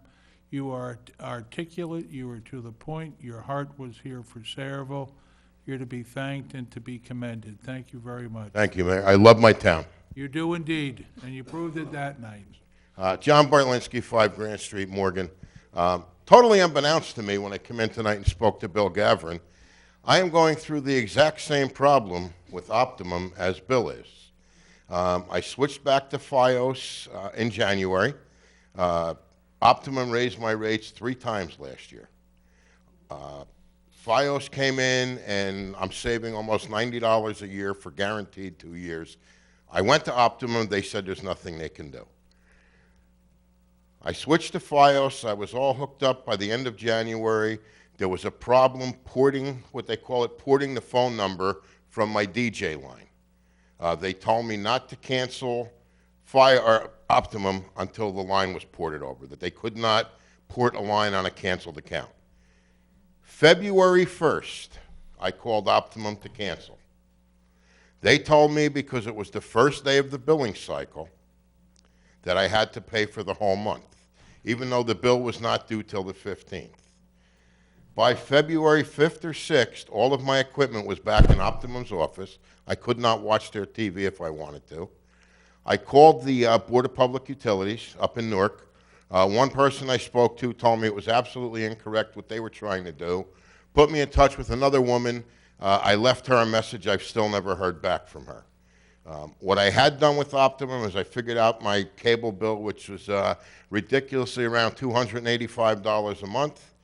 I divided it by 28 days for February, multiplied it by 2 days. I figured I'd be nice. I'd give them February 1st and 2nd, and that's the check I mailed in. The last conversation with them now, they're threatening, of course, it's going to go to collections. BPU told me that they cannot hold me and force me to pay for something that I did not get. When I explained to them that that's a theft, they don't want to hear. Their answer was they're bigger than me. So, well, maybe not in size, but in corporation-wise anyway. But anyway, just to let you know, Bill's not the only one. This is a problem, and I just want to bring it to your attention that it's happening to more than one person. There's a lot of people, I know the Woods has just experienced that too, where they canceled it. They said they're moving on such and such a date, and they said, well, you realize you're going to have to pay for the whole month, even after they were out of the house and turned in their cable boxes. And the law clearly states, for whatever reason, let's say the cable line is down and you can't get reception. They're supposed to prorate your bill for that whatever amount of time that you didn't have service. And they're refusing to prorate at all. Well, unfortunately, Optimum is just doing what they want. Yeah. Thank you very much for your time. John, I think, just based on what you and Bill said, I think we need to get our local legislators involved. So Dan, if you'd place a call to the Senator Vitale, Speaker Coughlin, and Assemblywoman Lopez, and go over the plight of our residents and ask them to step in and get involved, because we can't be the only people in the 19th district with these issues. And they did prorate my bill only for like $20 and wouldn't tell me why. Okay. But anyway, thank you very much. Have a good night. Ken? You had to say it up first. You're next.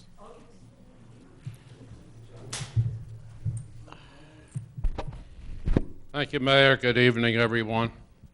I have to say, everybody up here is ahead of me already in stealing my thunder. Mayor, you just stole it. My line was going to be, where the hell is our legislature? The Office of Cable TV should be regulating these cable companies, and that's created by the legislature. So that's an excellent suggestion. The other item that was stolen from me tonight was by Councilwoman Kirkpatrick. And boy, when you said about how we know how it feels to be blindsided in the 11th hour, that is so true, because that spells, and I was probably the first one at this microphone to talk about it.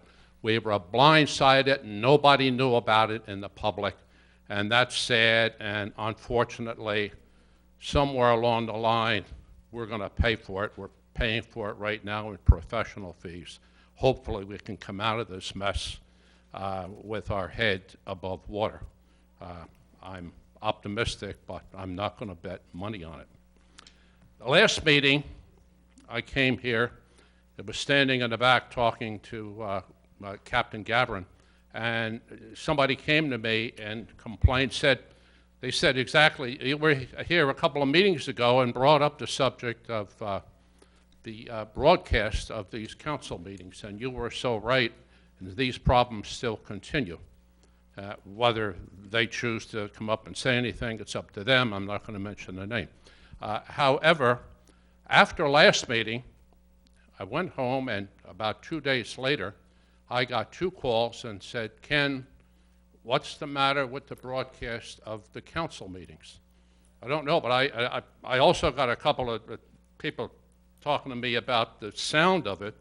A wake was out last week of a family member. Maybe my name is posted on a website or something here that they're all coming to me, but I don't know about the sound. I checked a few of my YouTubes on sound, and it seemed okay to me. But I did check the YouTube on the last meeting, and 90% of the last meeting was not on.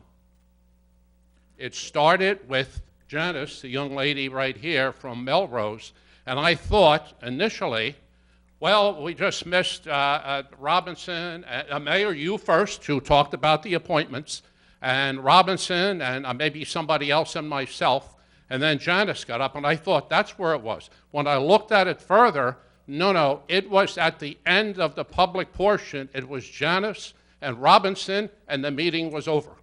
So I'd like to ask Ken, what the story is on that. it was human error on my part. It was a malfunction starting the system for tonight, for that night's meeting. So. Okay. And when I went and checked on it, there was Janice was at the microphone. You're right, you know, so. Well, we're going to give you a break, Wayne, because I see you announced your retirement. So, but only to a certain point, and not you, Wayne. But what can you explain? Just what is the system here for this? Apparently, there's a lot of people that watch this. I don't know if we have any record of it, but I don't talk about it to anybody. I don't watch it because I'm here. But so many people have mentioned it to me. What is the system that we use for this? Can somebody explain this to me? It's YouTube. Where is the equipment at? From the start. It's a camera right behind The camera you. is here. Then there's a codec. Where do we turn this stuff on? Where's it turned There's on? a cable TV rack in the back that has a bunch of equipment that In the transfers back this- of this room? On the first floor, on the first floor. On the first floor. Alongside the computer servers, across from the Okay. tax office. And you physically go there and turn this on? Basically, yes. And we don't know until we find out something like the last meeting. It's not the first time it's happened either. We don't know. I mean, we can't, in today's technology, we can't throw a red light or something to show that it's on because, human error does happen. It does, but somehow the red light came off after I left, or as I was leaving the room, the red light came off. So, actually, a red light tells you that it's on. Okay. I must have. The equipment room downstairs. Yeah, I must have hit the button. The next question is, do we edit anything on these recordings? Is anything edited? No. It isn't, okay.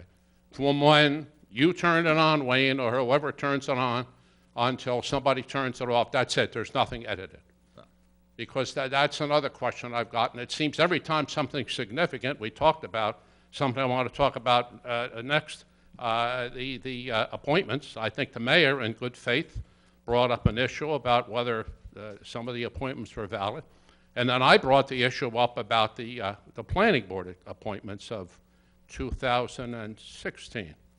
And that's what I'd like to ask about next. I got a partial, I talked a little bit to our counselor on this, but can you explain to me where we're at on those, the planning board appointments, the year of 2016, the planning board appointments were not made, and people sat on there illegally, and where does that stand now? I had the opportunity to speak to Mr. Rogoff. Mr. Rogoff, who's the planning board attorney, provided an opinion that kind of legitimizes the action. The question, though, and it's a very gray area because there's no case law on point, about, well, when does the appointment start, right? Does it start in 2016 when the term began? Or does it start, right, or does it start with respect to when the appointment is actually made, right? Mr. Rogoff and I have had some series of discussions. He provided a case. I've done some research on the case. I'm not quite sure if I agree with that position. I had the opportunity to also speak to, excuse me, the League of Municipalities Council regarding the appointments. They said, look, this has never happened in his experience about planning board appointments not being made. He provided a couple cases that I don't think are applicable. I am, at this point in time, I've reached out to DCA to see if they have received any type of similar circumstances. At this point in time, the statute is somewhat unclear. The case laws do not reflect exactly when the appointment is. So I'm doing my continued research, and I hope to have an answer by the time March 12th comes around. And then with respect to the zoning board appointments, the appointment of, or the issue raised with regard to Mr. Green and the other gentleman, Mr. Esposito. Right. Esposito. I addressed that. I've had the opportunity to speak to the zoning board attorney, Mr. Kem. He and I went over the cases, and there are no conflicts associated with that, where one serves on the Board of Ed, and the other one serves on the Housing Authority. Right. Can I just, I believe Mr. Rittenhouse was reading the borough ordinance. And if you read the borough ordinance, it looks like there's a conflict. What I'd like to see is our borough ordinance reflect what case law for the state says. So if we can have the attorney, just because our borough ordinance, I think, is incorrect. I think that's what happened here. Yep. Yep. And I'll make that change if the mayor and council want me to. I'll sit down with the borough clerk and go over the case law that we discovered.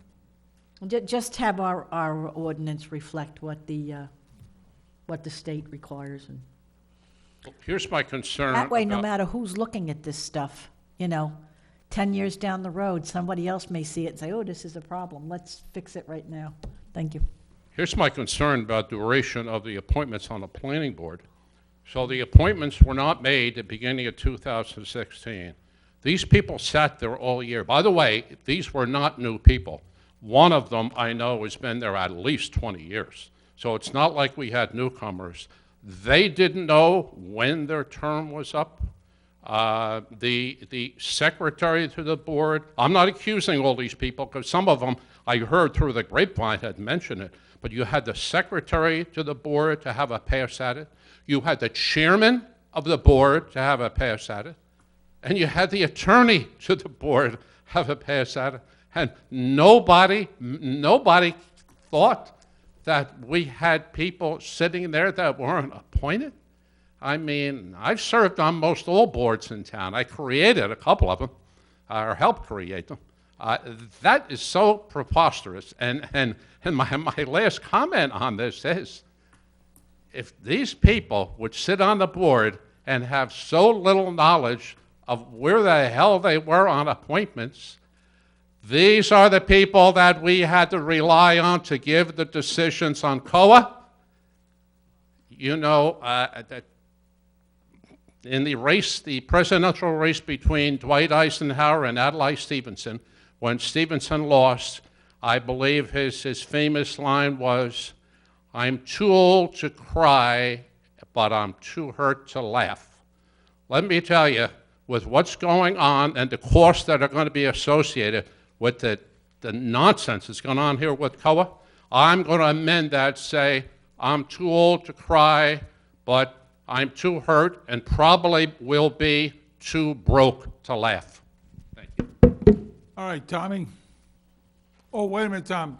No. I'm sorry, Jerry's daughter first. Oh, Jerry's daughter. I'm Jim's wife. Laurel Bernowski, 71 Pulaski Avenue, Saraville. I'd like to bring an issue to your attention that we're having with HomeServe. With what, dear? The HomeServe, they take care of exterior sewer, interior plumbing, and exterior water. We have all three. The latest one came due. We received a bill in January for the exterior water line, and it was due in February. I paid it January 9th. They cashed their check on January 22nd. I received a bill last week saying third notice. Your payment is due for $71.88. Not a second notice, but a third. I said, well, they cashed the check. I'm going to call them just to clear it up that they received their payment, because I know they did, and I just want to make sure they have it in their notes. So I spoke to Lakeisha. She said, oh, funny that you're calling. You owe taxes on that bill. Now, the total bill says $71.88. She said, well, I guess you didn't read the fine print. The fine print on the letter this year says $71.88 plus taxes in your area. She says, you live in New Jersey. You're supposed to figure that out yourself. I said, the bill says total amount due, $71.88. You received that. She goes, listen, I'm not arguing with you. I'm willing to waive a first-time courtesy of those taxes. And everyone in your area is responsible for those taxes also. I said, how would they know that? It's not on the bill. She said, well, they have to know. They live in New Jersey. So she said that, and if they don't pay it, they are not covered. So, I don't know if you can look into that. Oh, no, Mr. It's in the fine Frankel print. has this down, first thing in the morning. Okay. She did mention also other people were complaining down. Yes, she Yeah. said there's been a Yeah, lot of I complaints. complain about it. And she's, I really don't understand why you're arguing with me. You know, she's, I'm willing to waive the fees. I said, but there are no fees. I paid it. You know, so I'm a little concerned. And it also sounded like when we called that you were calling a home. I heard babies crying in the background. So I guess they, you know, have a person No, that goes to we'll another look house. into this pretty Okay. good. I appreciate that. Could you give your, just your name and your phone number to Terry? So I Sure. can follow up with you, but give me Jerry's 24 to 48 hours, okay? Sure. I Thank you. appreciate it. Thank you. Tom?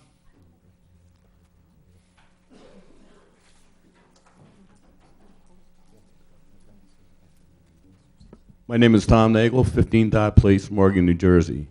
I'm not going to elaborate on what Scott gave with the information and inquiries on these food trucks. I would like to have a definition of food trucks. There's the catering trucks that drive around. There's the food trucks that you hear about up in New Brunswick that come in and they have all these big trucks coming in, and it's just kind of chaos. Are you talking about fixed locations, non-fixed, mobile? What kind of trucks are you actually talking about? Well, I think that's why we've been trying to have the discussion up here to see what would best serve our town Mhm. before we turn around. I mean, like you said, there's all different types. When I picture a food truck, I think of something with wheels and that moves. Right, exactly. That's what I think of. Right, hence the that's what I term was truck. thinking, yes, also. Kind yeah. of like a ice cream truck, Mhm. you know, same type of concept. Okay. I wasn't looking, in my mind, maybe my council, you know, cohorts were thinking something else, but I wasn't thinking fixed. I was thinking something that moves. Okay, okay. And any information we can get on the ordinance that might be coming out? Would, help. would And- the governing body have an objection if the two, if Tommy and Bear and Scott looked over the ordinance and had input into the ordinance?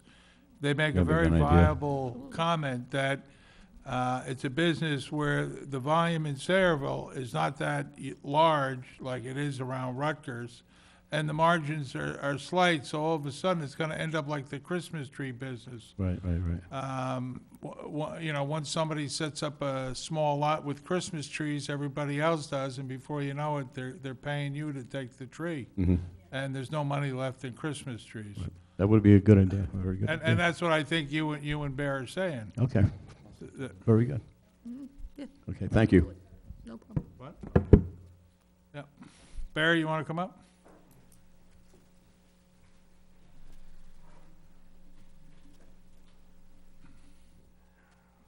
Hello, I'm Robert Kaminkowitz, and I live on Erneston Road. I'm only going to tell you a few things, ask a few, you'll be surprised.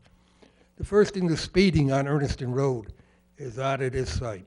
Where my house is, right, they come up the right-hand lane, and they almost hit the sidewalk. 2 weeks ago, I heard cars squealing, right? They drag raced from the bridge down to the cemetery, because that's the only straight road we have in Sayreville, without any lights or anything to bother, right? And they rode down there as fast as that car go. 20 minutes later, I see this car's coming back again, and the kid is out there, he flags like the big time, right? And they're doing that constantly. The speed on that road is unreal. Somebody's gonna get hit, and really bad. I mean, they're, What, Bear, any particular time of day? no. When they see that open road in front of them, these kids will go like hell. Yeah. So, Okay. I know there's nothing you could do about it. You can't catch it. You don't Right, know. 'cause you can't put a cop there 24 hours a day watching them. But I just wanted to let it know, I made a mistake putting that bridge in, having them build that bridge. You did good, you did well, Bear. Yeah, but you know, it doesn't help the traffic. There's still a lot of traffic there. Well, once people discover the bridge, Well, that bridge is 2 years already. yeah. But what they should have done was make the bridge wider where Mr. D is there, and it wouldn't have to spend any money because that's all Sayreville property. But it's all over. All right, now, the buildings. What are the buildings on Bordenton Avenue now, Jay? The new ones that are going up? By the S-curve, Jay. The building on the S-curve is actually located in Old Bridge. It's not Saraville, and that's going to be a construction yard. That big building, Yes.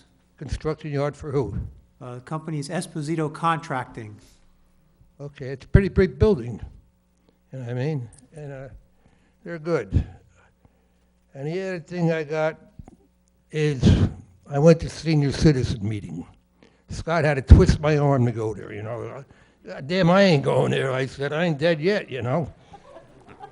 It's the truth. So the first day, I got thrown off the bus. Yeah, they threw me off the bus. I said, why? They said, because you're not on a list. I said, what the hell? You got 4 empty seats there, and they threw me off the bus. And I had to go back inside. And I'm not used to getting up 7 o'clock. You know, since I'm not working a wagon, I get up 11 o'clock, 12. If I'm watching TV, I get up 1 o'clock, right? Now, at the senior citizen, I tell you, they're remarkable down there. I've been there 3 days. The food is dynamite. The help is extraordinary. They're very nice people down there. But there's one more thing. Oh, this is Mr. Mendez over there, whatever it is. They need bingo cards. Don't laugh. Don't laugh. I pay $1 for the cards, right? You can't even read it yet because they're all worn out. They're torn off. And the older people, you can't see, you know, so you look. But how could you get bingo cards for them? It's no big deal. Bear will take care of it. Still help you out with Oh, the I bingo. appreciate it, you know, because I buy the card, I start, and then I throw the Bear. damn card down. Bear, you're not supposed to win. Hey, you know how much you get when you win the first time? That's an expensive building to keep up. How much you think you get paid for the first bingo? $1? How much you think you get paid for the first bingo? No idea. 25 cents. Then it gets a little better. It's 50, right? Then it gets up to 75. And when it's up to $1, these people are rushing around. It's up $1, $1, right? And they pay you off in quarters. You know what I mean? But I really, you know, So you can take the quarters to Atlantic City, I guess, you know. put I'm it trying to in the get slot rides machine. to Atlantic City. Since my wife died, I haven't been down there. I'm leading a very lonely wife time now. I guess that's all. And about the food trucks, Mr. Nagel just said it in the thing. I feel like I'm there 47 years. That's a long time. That's some of you guys ain't 47 years old. Mary isn't 47 yet. Oh, thank you. I'll pay you later. But I feel like I started that, and my business is going downhill now, not going uphill, going down, because I'm there 47 years. So if you came and buy a hot dog when you were 40, you're 87 today. Nobody thinks of that. Yeah. I lose good customers. Somebody comes here constantly. Their son or daughter will come up and say, "You remember my dad?" I say, "I don't know what he got a pink shirt. Does he wear what, right?" And they don't come no more. They're just dying out. They're dying out. And if it goes this way, they'll never be them because hot dogs are so bad. But they've been good. I got 2 more things to say. It's nothing to do with this. I drew a blank now. What's the guy doing all the talking up here? Say that again, Bear? The guy doing all the talking. I don't know. It's you. Pointer, Mr. Robinson? Right there. Mr. Robinson. Him and Mr. Olszewski, they watched this, and I think they should be on the board up here. They know so much about the buildings. Now, today, when I came home in that senior bus and went, there's a lot of goddamn houses out there, more than where you go. And then you got the condos. But I think they try very hard, you know. Mr. Robinson, he's blessed with a silver tongue. Yeah, that's what they used to say. When I negotiated the Hercules, I was negotiating a contract, and one morning the head manager come in. He said, "You know, Bear, he said, you got a silver tongue." And I go, "Look at it." All right, thank you. Thank you, Bear. Thank you, Bear. Jim? You got a silver tongue, Jimmy.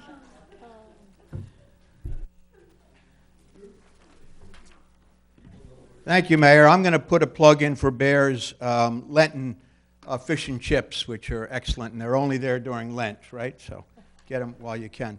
Mayor Jim Robinson, 11 Burrell Square. I have a couple questions. During the COA discussions that we had, we discussed the senior project that was brought up for South Ernston Road near the mini mall. I looked in the file of the planning board, and they had asked the mayor and council for some assistance there. I saw the reports that that was one of the highest scoring projects there was, that would be fully funded. Yep. What happened with that? Did that die? Well, we asked them, we asked the planning board, we said, go to the planning board and try to have them incorporated, because they were working on the COA plan. And it's my understanding the planning board said they weren't interested in putting that in the COA plan. Well, whether or not it is incorporated into the COA plan, it's still something that I think should be pursued. Mm-hmm. And I would ask the governing body to take what action is necessary to resurrect that, because it scored very highly, so there would be federal dollars, and the way things are going, there are fewer and fewer federal dollars. So if there's something out there, and I will tell you, at a meeting, somebody up here a few months ago talked about some of the projects that are built with federal funds in Perth Amboy. Mm-hmm. Maybe you haven't all seen them. You should. They're amazing. They're amazing. They're beautiful. And I would not even compare them to what we have here in Sayreville. You really should go take a look at those. I've looked at those. I've looked at several others in other places, and what in Woodbridge, Edison, and up in Hunterdon County. And some of these things that are being built with zero local money are really amazing, and our seniors really deserve that. So I would urge you to put that back on the table and explore that, and if the planning board doesn't want it to be part of the COA, so what? If I may interject for just 1 second, I believe, it's my understanding that with Susan Gruhl, our planner, currently looking at the numbers that were originally put within that settlement agreement and the work she's been able to do in finding new credits that were never accounted for, were never even entertained, were never even looked at. In her expertise, she has been able to take the senior units, senior housing units. There's only so many you're allowed to take under That's COA. right. You only get order credit for a certain amount of senior Yes. housing, yes. And I think that if we were looking at that specific site on Ernston Road, I don't think that if it was senior, I believe we've exhausted our numbers when it came to senior. I agree So- with that. And in fact, Yeah. many years ago, I told the housing, when Tony Trevisano was the chairman, the director of the Housing Authority, Mayor, you were the chairman, I said, you have to remember, we're not called the Sayreville Senior Housing Authority, and if you don't start to comply, we're going to get hit one day, and, well, this is that day. But even though this might not count towards that, if there is federal money out there and it takes care of seniors, I think you should pursue it, and I would appreciate it if you looked into that, and maybe that could be on the agenda for the next agenda session. Item number 2. The town smells. I'm not talking about the way the meetings are run or ordinances are introduced. Literally, it smells because of the sewerage authority. And years ago, we had this problem, and years ago, we weren't talking about Riverton. We weren't talking about, you know, all our redevelopment eggs are in that basket in the heart of this area. Maybe I shouldn't have said smells. Maybe I should have said stinks. It stinks. It's terrible. And it's not just there. It's in the Parlin section. It's in Lower Sayreville. The last week, you could smell it anywhere and everywhere. And we had this problem years ago, and I was involved then. John McCormick was the mayor, and I know that he arranged meetings. He wrote letters. We had meetings with the commissioners and with the executive director. We required scrubbers be put there. We required them to come before the planning board and tell us what they were going to do and get certain promises from them and certain guarantees. Maybe it's time to relook at that again. Have we done, has anybody else noticed that? Notice that it stinks? Yeah. Anyone with a nose, I think, noticed that. Okay. Have we done anything? Mayor, I've put a call to Rich Fittlemont, who's the executive director. He is looking into it. As you mentioned before, this is an issue that they have put scrubbers on. I guess they have to look at it, do the scrubbers work, or was it human error? A lot of times, isolated incidences, since I've been here, there've been a couple of human error problems. He did not know the answer when I spoke to them as of 2:30 this afternoon. Past weekend. So I don't know when I'm going to get an answer of what happened, but he's on it. Well, I'm going to suggest to you, it's a pretty, especially for those that live here, Mr. Frankel, it's a pretty important situation that really ought to be addressed, and I think it's probably been going on for at least 2 weeks. What other conditions, now you're going back on top of, in addition to the scrubbers, what other conditions were put in? You're going to ask me what we did 20 years? I don't know. I do not know, but I know this is that we had a documented Siri, somewhere. and maybe Mr. Cornell, This who's has to younger be and who has a better documented memory somewhere. might remember, but there were a number of things, and maybe we should look at that again. And that brings me to another question. When a board or an agency, whether it be the Utilities Authority or the Sewage Authority or the Board of Education or the Housing Authority or the borough itself, when they undertake a capital project, like somebody talked about pole barns, I don't know if that qualifies as a capital project, or the wonderful thing with the soccer fields here, do they go before the planning board for capital review? Who knows that? Mr. Lembo, Mayor, you two sit on the planning board, did that? Michael, you can respond. Yeah, you know what, typically, if there's going to be a building constructed by a public entity, they have to go before they have to apply to the planning board for even just a site plan review or an over review. So typically, it's required. It is required. And the question is does the planning And board for a long secretary time, it receive wasn't done. During the McCormick administration, when I was chairman of the planning board, we required that, and it's called a capital review. And it says if a town has adopted a master plan, which we obviously have done, before the expenditure of any money, that's the key part, before the expenditure of any money, you have to go before the planning board. Now, they can't deny it, but what they do is they have it open to the public gets to make comments, the engineer, the board members get to talk about things. And I'll give you an example.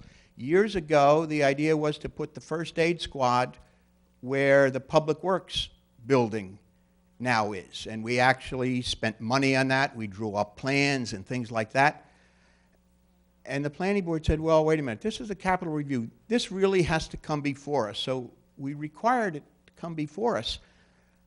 And members of the board raised questions. We talked about how people responding to an emergency would have to make a few turns and drive next to the park where kids are playing and everything like this, and that really this site is closer to South River than it is to much of Sayreville.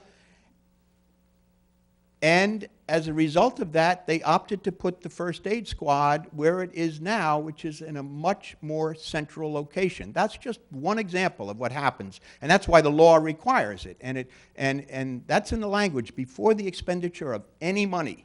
So before you go developing plans, before you do any of this stuff, you go before the board so that the board that has, in theory, has some expertise in this. Some boards are better than others, but in theory, the planning board has expertise in this. There's a public hearing. The public comes and they say, well, you know, if you're going to do ball fields, we have a concern about the lights, that they're not shining in our bedrooms, or, you know, that there be adequate parking and people not park on the road if you're going to have games, things like that. For all the obvious reasons that you would want something to go before the planning board. And in fact, that's one of the reasons we have scrubbers that apparently, well, maybe they aren't working, maybe it was human error, we don't know. But the Sewerage Authority was required to come before the planning board. We had public hearings, we advertised them. We didn't have the internet or cameras back then, but we made sure people knew that this was their opportunity to come and voice their concerns, and we got some reaction. So I would suggest who's the planning board member now, this year? I am again. Okay. Mr. Lembo and Mayor, you sit on the planning board. I would ask that question to make sure that those things go before the board for what's called capital review, 4055D-33 maybe, I'm not sure. 32. I used to know that stuff. One final point right now. Do we still have a cable TV advisory board? I have not in years. We actually changed that to the Media Advisory Board. Okay. And is the Media Advisory Board involved in the cable franchise renewal? We have an IT director now that we didn't have years ago, so he's working with Dan on the negotiations. Okay, but let me ask it this way then. What board or what group takes input from the public like we heard today? Is there a board whose job it is to gather the concerns of the public, to raise them when it comes to renewal of the franchise? Mr. Robinson, I field a lot of calls to my office. The public has access to me or the clerk's office. The public has access to a meeting like this. The cable board was doing nothing about this. So any access, any complaints, any questions are directed to the BA or to the clerk's office, and we communicate every day about it. Okay. All right, fine. I think there was value in that years ago. I don't know what happened recently in the last few years, but I remember many years ago there was some value in that. And then lastly, I do want to comment on the term of the planning board member. The word term is the term used, and a term signifies a term, a 4-year term, not when it doesn't follow with the individual, it follows with the seat on the planning board. And it's interesting, I contact, as you know, I have friends that sit on the League of Municipalities Attorney Advisory Board and down at the Department of Community Affairs. You are right. It is almost unprecedented. I think there was a case, Mayor Schundler in Jersey City, many, many, many years ago where he didn't appoint members of the planning board. It is very unusual for a mayor to not reappoint members of the planning board, so there isn't precedent here. But I think if you understand that term means term, whether it is vacant for a while, whether somebody is appointed to it or not, it is still the term. And it begins and it ends. And if unfortunately you wake up and the appointing authority wakes up in the second year and you go and take your oath in the second year and your term is a 4-year term, well, you've got 3 years left, just as if you were appointed to an unexpired term. When somebody resigns and you are appointed to fill their seat, and if they have a 4-year seat, for instance, you don't get 4 years. You serve for the remainder of that term. And I think two things. I think we ought to take that into consideration. I think we really have to be a lot more careful making sure that the mayor appoints members of the most important board in the town, so that this kind of thing, which as Mr. DuPont said, hasn't happened anywhere in New Jersey, or at least these people who do this for a living on a daily basis weren't aware of any other situation where it happened. It shouldn't have happened here either. Shouldn't have happened here either, and we have to make sure that it doesn't happen again.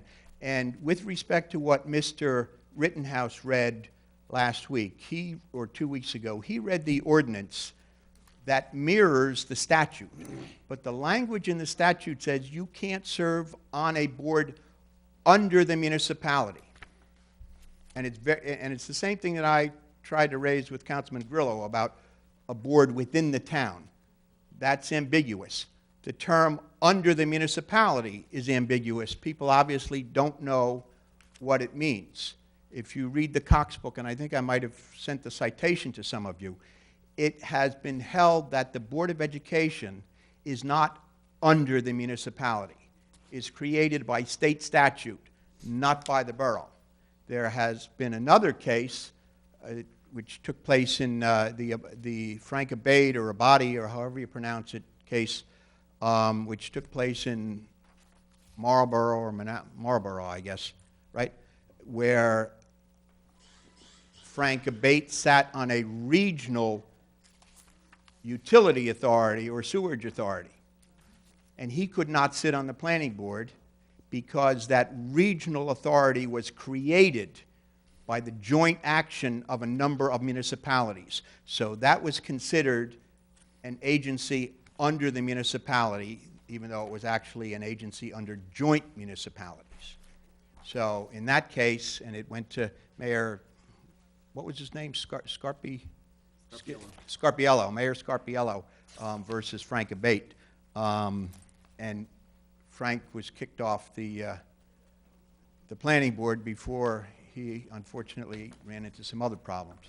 But sitting on the Board of Education is not sitting on a board under the municipality, so that person may sit on the Board of on the Board of Adjustment.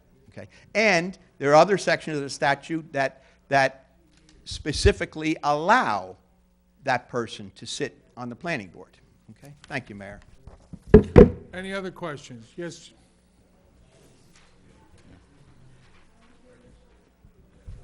Janice Benedetto, 1 Thomas Avenue in the Melrose section. I wanted to ask about the appraisal so that the public would know where we stand with everything. I don't know, Mr. Frankel, if you have, I know on one end you have good news, and we're hopefully hoping from both agencies you have good news. With diligence, both the clerk and myself had contacted the assessor, who has the major contacts with the appraiser, who has not given his report to us. One appraiser did, one appraiser did not. We pushed all of the past since the last meeting. The news that we got this afternoon at around 3 o'clock was we will have the report on Wednesday from this second appraiser. All right, and would you like to give the good news of what the appraisal said from the agency? You got it from Sockler Realty. I don't have that in front of me. All right, well, to my knowledge, then I'll give the good news, is that for the Cross Avenue property, the appraisal came in from Sockler Realty at $1.7 million. And for, I guess it's called the North Ernston Road property, sorry, I didn't know where you sat down. Adjacent to Kennedy Park, it came in at $1.3 million. Just one thing that you have to be very mindful of. If you read the appraisal for the 1.7 million, I believe, did not have the amount of the units that the judge had committed Sayreville to. It was only an appraisal based on the property, not the amount of units, not to the judge's decision. The same thing you're going to see with National Lead. The same exact thing. It was based on the appraisal of the property before the judge made his decision. Well, you're saying both properties are based upon the land. I'm just explaining to you, it's based on the land, not based on the judge's decision of the amount of units that the judge is requiring, or not requiring, but is telling Sayreville what they need to build on it. So just be very careful about getting too excited, okay? All right, well, from what I understand, they're very thick binders. We can only go into, I guess Terry has them in her office to actually read the details of them. So no, I'm not aware of the details. So that's just the land as opposed to land purpose with the judge's order for a number of units, which I'm assuming would increase the value of the land. I would say that's a good assumption. All right, and the other one will be in by Wednesday, and will that have both values or only the one land use without the judge's? The second one that is due in on Wednesday will have, I believe we'll have land value for Ernston Road, but we'll have the value of National Lead based on the 162 units. All right, so it'll only have one value, the value with the 162 or 163 units. 163, whatever. Yeah. Right. All right, and you're saying the Sockler Realty only has land value? We went back to Sockler and asked him to go back and reappraise the property based on the judge's decision. All right, so we're going to get another appraisal from them? He's done a lot of the work, but he's going to readjust it, correct. All right, because the report that you got was dated like December 10th. And what happened? It's not when we received it. All right. So then, will it be of value to you, Mr. DuPont, in the legal case? Well, it'd be a value for settlement purposes, sure. All right, and as time moves on, and the residents of the town pay real estate taxes, we're adding to the Open Space Trust Fund. At one point, we were talking about $7 million. Mr. Kronowski, how much is it up to now since we spoke about it originally, with more taxes being added? The February 2018 taxes just got added to it. Well, actually, the 2018 taxes haven't been added to it because we've only collected 1/4 of taxes. But it's the February it's approximately payment. $450,000 a year. A year being added to it. 70,000 probably now a year is the total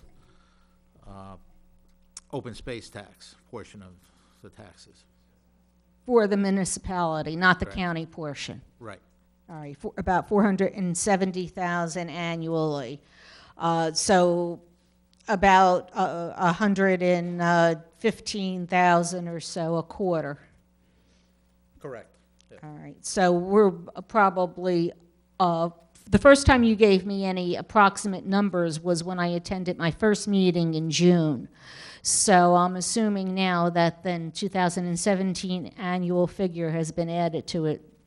Yes, definitely. So we're over 7 million. So far then, the 1.7 for just the land without the judge's apartment or building unit factor being added in is 1.7, plus the behind Kennedy Park property, 1.3, we're at 3 million. So unless the units do something drastic like doubling everything, we have plenty in that fund to cover it. And besides, Mr. Frankel, at one point, Mr. Buchanan had asked you to look into grants and things of that sort to assist open space purchases. I don't know if anything was ever done with that. I've checked it with some of the sources that I may use for grants, the biggest one obviously being the county. So when we have a firm commitment on what we're looking to do, I would say that it's one of the places that I would go to would be the county. All right, there's no particular private agencies, conservation organizations and things of that sort? There are a few. We've asked our recycling coordinator, who knows a couple of them, but we have not put in any applications. I understand we're waiting to see how the litigation goes. And are there any updates in the last 2 weeks on the litigation, Mr. DuPont? No, I told you that there wouldn't be any updates until we received opposition. We haven't received opposition. I think opposition's due on March 6th. All right, because at the last meeting, you said opposition was due in 14 days, and it's been 14. No, I said March, it's due by March 6th. I'm sorry, what? Right. So they have a few more days to file their opposition. All right, so opposition is due by, maybe I misunderstood. I thought opposition was due in 14 days from the date of the last council meeting. Well, the last council meeting was February 12th. They have until March 6th. I think there was a little bit of confusion in terms of when the date was due. It's 14 days from the motion date, and I'm pretty sure it's March 16th. So it should be, they should be filing between March 2nd and March 6th. All right, can you review the dates for me so I understand and don't make any errors in the future? Yeah, it's March 6th. It's 10 days. I spoke to Mr. Serenian today. All right, so the opposition has until March 6th to submit their opposition brief or what, motion or what have you. And then on March 16th, there's a court date. Is the oral argument. All right, and then the judge's decision is supposed to be rendered by? March 28th. Any other dates that would be pertinent to us? No, that's it. He'll give his oral decision on March 28th. And then you'll be waiting for a written court order? Typically, the judge, if so he's inclined, he might write an opinion, but he's going to give his oral opinion, and I'm presuming he'll enter that order on that day. Right, and the March 16th date of the oral arguments, is that a session that's a public, open to the public session? Yep. And it's at the courthouse in New Brunswick? Yes. Is it something that's held in the judge's chambers, or is it? It's open to the public and on the record. And on the record, okay. And there's no other developments, no other things that the public could be informed of what's going on at this point in time? Nothing more than what we just discussed this evening. All right. Well, thank you very much for your time, and thank you, Mr. Franco and Terry, on the work on the appraisals. And I look forward to seeing what we get on Wednesday. You mean this Wednesday coming up, the 28th? We're only telling you what has been told to us, that we should be getting it on Wednesday. So they've told us before, so that's what we've been told. That's the latest as of this afternoon. All right, well, they're in business to earn fees, and I'm assuming they want to be paid for their work and whatever, so hopefully they're, going to produce it so they earn their revenue. Correct. Thank you. Jim?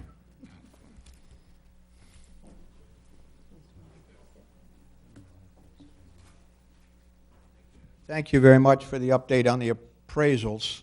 I look forward to seeing the next ones. I'm a little confused as to an appraisal that we ordered because of the COA situation, didn't take into account the COA situation, but as long as that's going to be redone, that's fine. Mayor, I was happy to hear that a proclamation was read earlier concerning what we have done with respect to trees, and one of the reasons that we qualify for that is because Sayreville has a tree bank ordinance. In fact, the ordinance that we adopted back in the late 80s or early 90s has become the model for tree bank ordinances throughout New Jersey. And so that everybody knows, what that says is developers over a certain size, not a single family house, but over a certain size, if they take down trees, they have to put money into a fund, and that fund is used to replace or save trees by the borough. Wayne, do you know how much money is in that account? Approximately $500,000. $500,000. Correct. Okay, I have two comments on that. One is, it was never the intent when that was created to have $500,000. It was the intent that we would have $500,000 worth of trees, or maybe not seedlings, but saplings throughout the town, so that the whole idea, it's a reforestation ordinance, not build the bank ordinance. But well, it has been used. It has been used, okay. In the past. Okay, yeah. all right, that's good then. As a matter of fact, I believe that the Shade Tree Commission is going to use a portion of that money in order to do some of the plantings, part of the phase, Wonderful. first year Okay, that of the is Rutgers program for excellent the areas then. over on Woodward. And I would also A substantial suggest amount. that we ought to look into whether or not it is appropriate to, as it stands now, as it is written now, or if it can be amended to use some of that money for some of this property that is adjacent to Kennedy Park, because the whole intent of that ordinance was to save trees. So if we can use money to buy heavy forested land,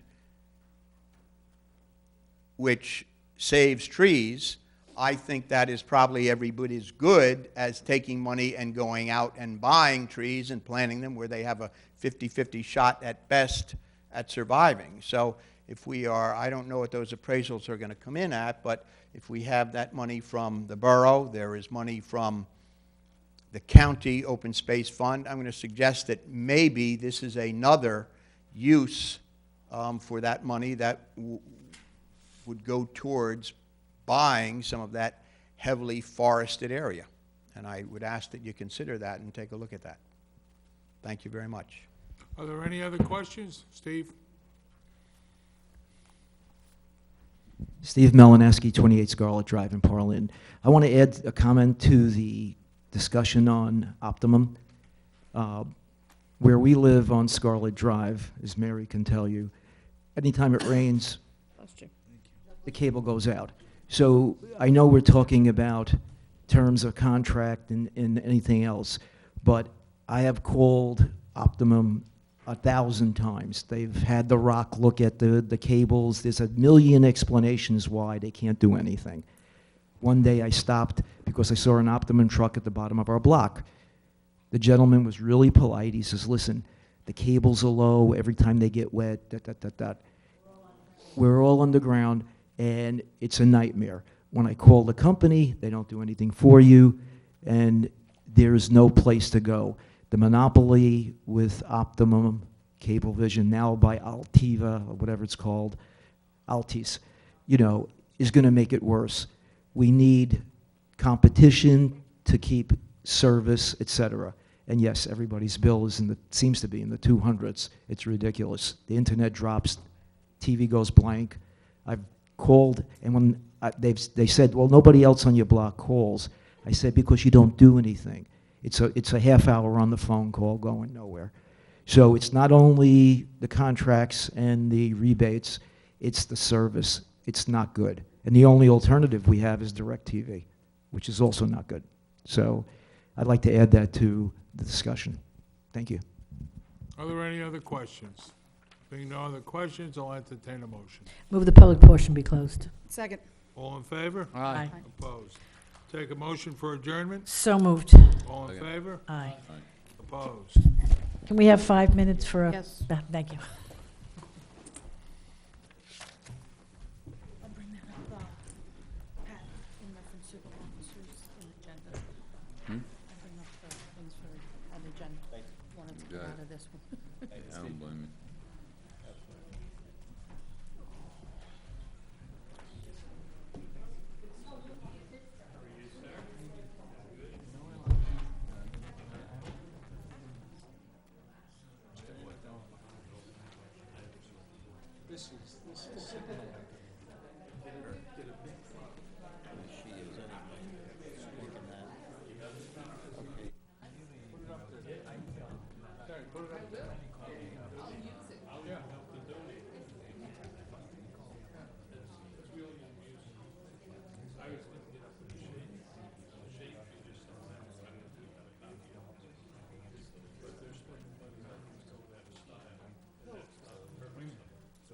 But they have their borrow, the shade tree committee.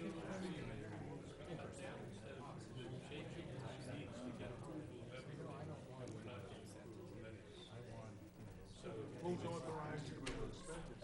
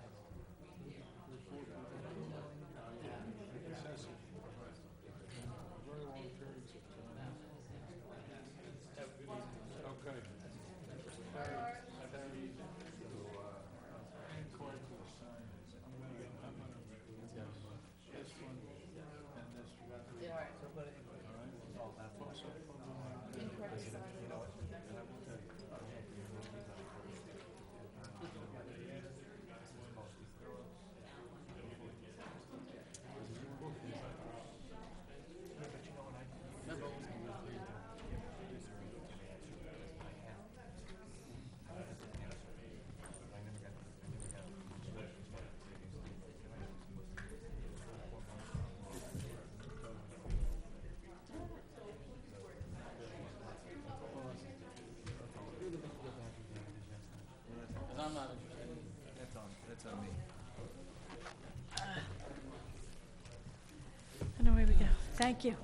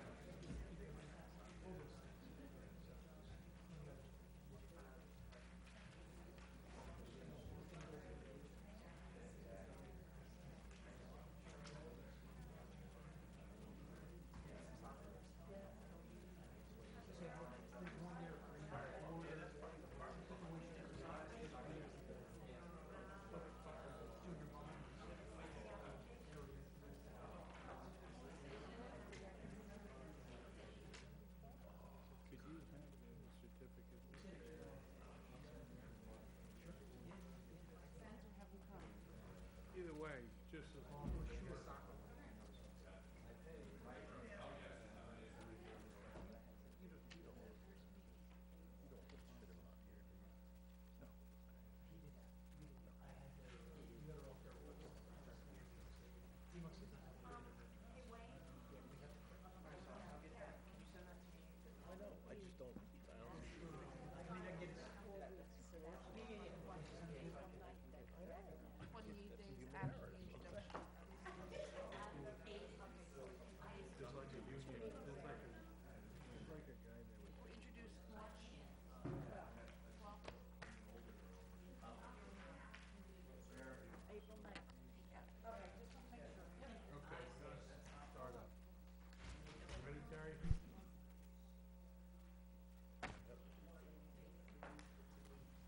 Okay, I'm going to call the meeting to order. Would everyone please stand for a salute to our flag?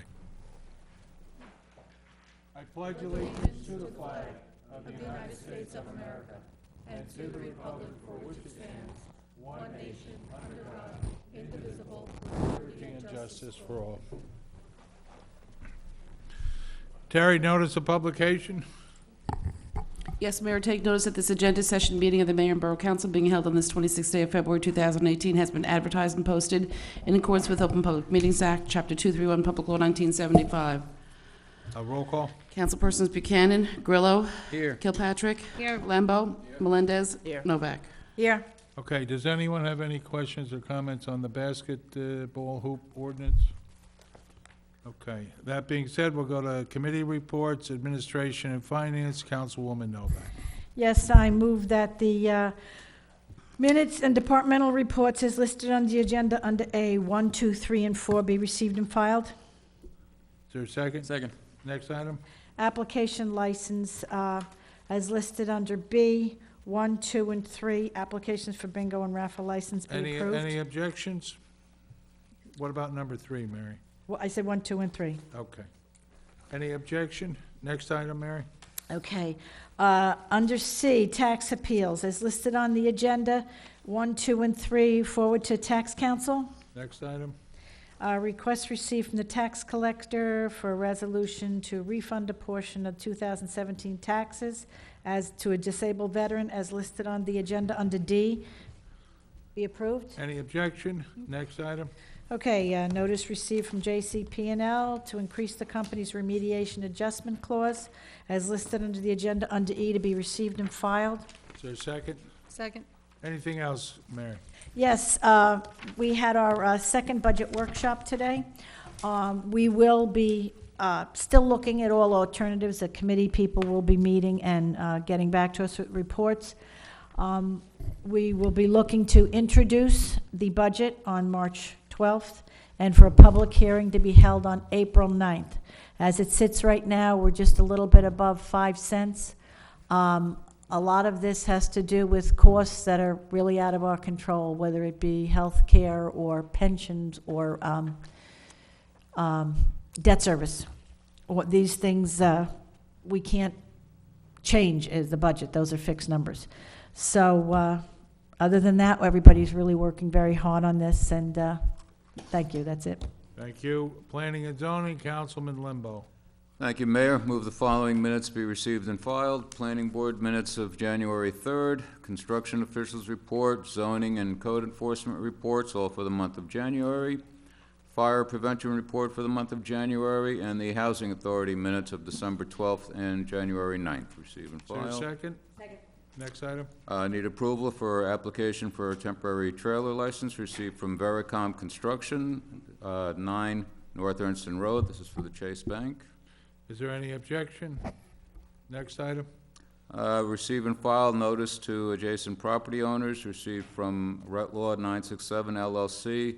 Will appear before the zoning board. This is in respect to the agreement between Crestview and the Wawa Market on Route 9. Is there a second? Second. Anything else, Councilman? Yes, I'd just like to make the public aware, on Tuesday, March 3rd, North American Properties, which is the new developer for the Riverton project, formerly The Point, will be holding an open house at the Senior Center. Refreshments at 5:30, presentation will start at 6:30, and they'll give an overview of what's going on there. Certainly there have been a lot of rumors flying back and forth, and I really suggest everyone come out and hear what they have to say. I think they'll be very happy about it. Anything else, Councilman? 13th, March 13th. Did I say 3rd? Sorry. It's a Saturday night. Okay, take it back, 13th. Anything else, Councilman? One other thing, regarding Morgan, I'd like to discuss one other thing. Regarding Morgan, Route 35 there, Sarah has decided not to deem it an area in need of redevelopment. So where do we go from here? I'd like to get Susan Gruhl's opinion on how we should proceed there. I mean, certainly the status quo isn't working. We need to do something. Like I said, I'd like to get Susan Gruhl's input. Well, you know my opinion.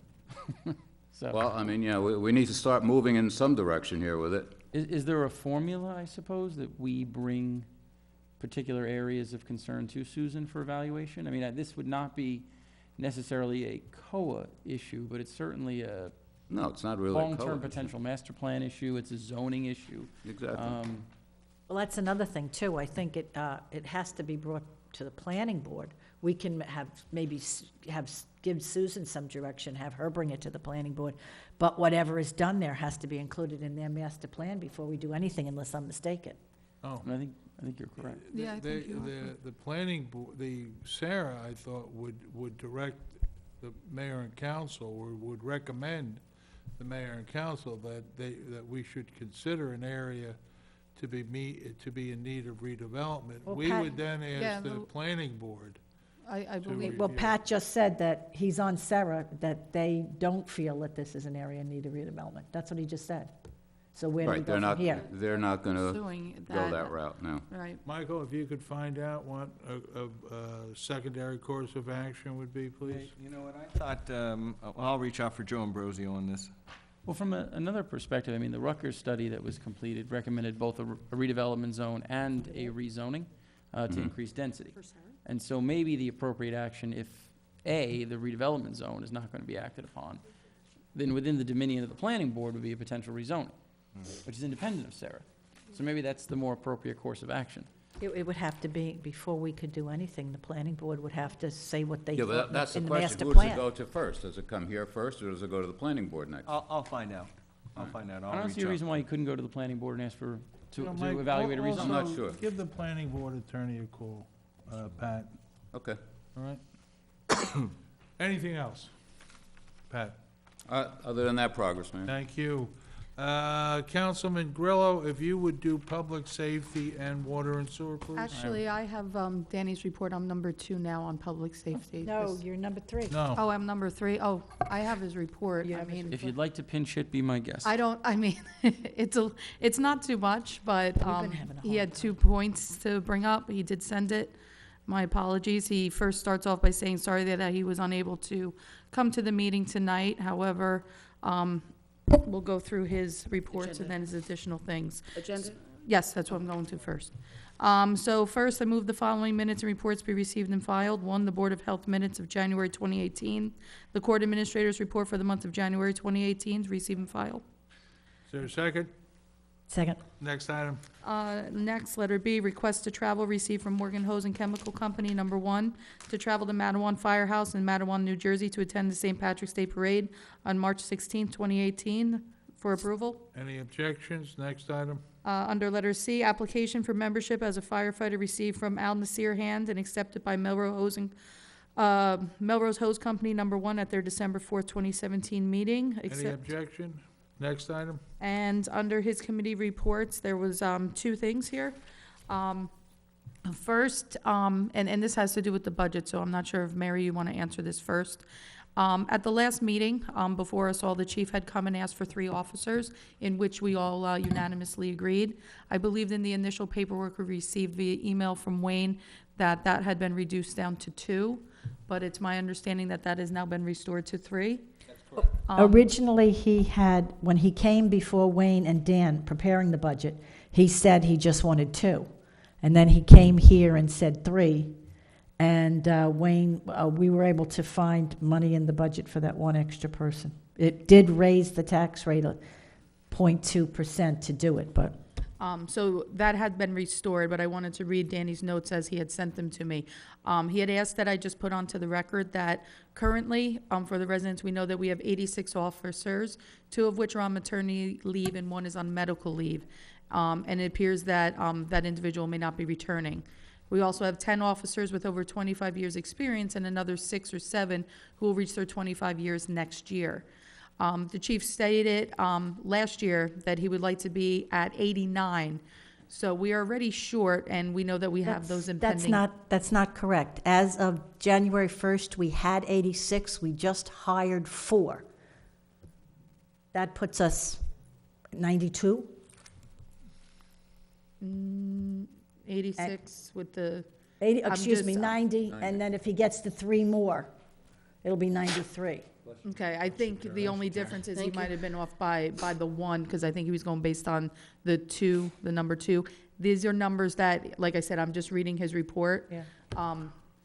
I just want to move on with that. So that's fine. I mean, we have it from 89 to 90 then. We have seen that there have been unexpected retirements since last year, and the end of the year, as the end of the year ends and vacation time agreements that have been put in place, we presume that there will be additional retirements before the end of the year. So obviously, I think we all agree here that's imperative that we stay on top of the police force in order to make sure we're properly manned. I know I spoke very briefly to Pat, and apparently Dan feels similar to what I'm going to say next. In light of recent events that have happened within the world in Florida, we are at a point where some municipalities are taking matters into their own hands, and they are starting to add additional police force in schools.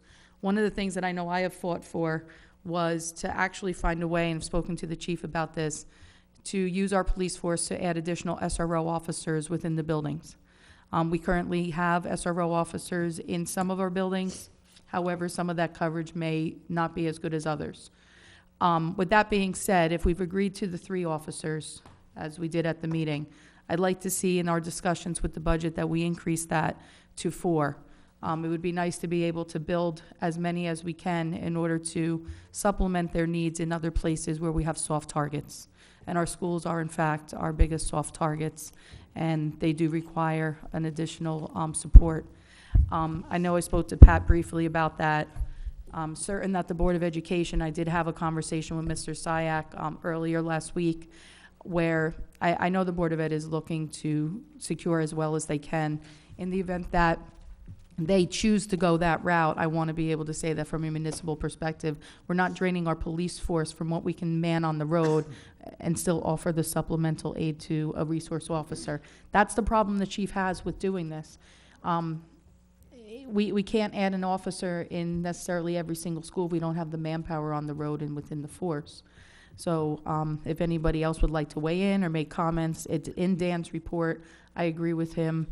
I'd like to hear what other people have to say. The number of potential retirements coming down the road is also very concerning, that we can get caught short. Well, if there's going to be more retirements, then we can consider it for the August Academy. But right now, I mean, years ago, well, not years ago, maybe the last year of Christie's administration, he created another class of police officer. It's not just now police or special 1s and 2s. There's police officer 3. Right. Which is any police officer that's retired that keeps up their certification with their firearms. And I think that that's someplace that we should be looking for to hire retired people. We can do it at a much cheaper cost than a patrolman in the school buildings. They'll have the same, right now they have the same, because of what Christie did, they are still police officers until their age is 65. We got a lot of right here in the town. Heck, we got a couple retiring this year that might be very interested in something like this. I agree with you, Mary, in reference, those are Class 3 officers. And I don't want to take the decision out of the Board of Education's hand. I mean, it's their decision ultimately on how they want to continue to move forward with protecting the schools. From our perspective, the only thing I want to be able to offer is in the event that the Board of Education chooses to use an SRO type officer, that we have individuals or we have enough of a force that that's an option that they can realistically entertain if they want to.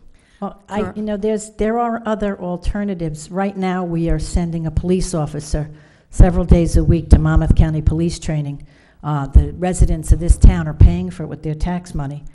And we're sending it to Monmouth County Police Academy that we don't even send our people to. So maybe if we didn't send him, we could use him in the schools. Yeah, again, I'm not arguing whether or not we can send people now. I know that one of the issues we have is our police force just isn't large enough to accommodate all the things that we need. I know. And I understand that our budget from a fiscal perspective is something that we also don't want to jack up and send through the roof. I just think that it comes down to a point where we have to make some tough decisions up here. But, maybe I'm biased. I'm in the building. I'm in the middle school here. My kids are here.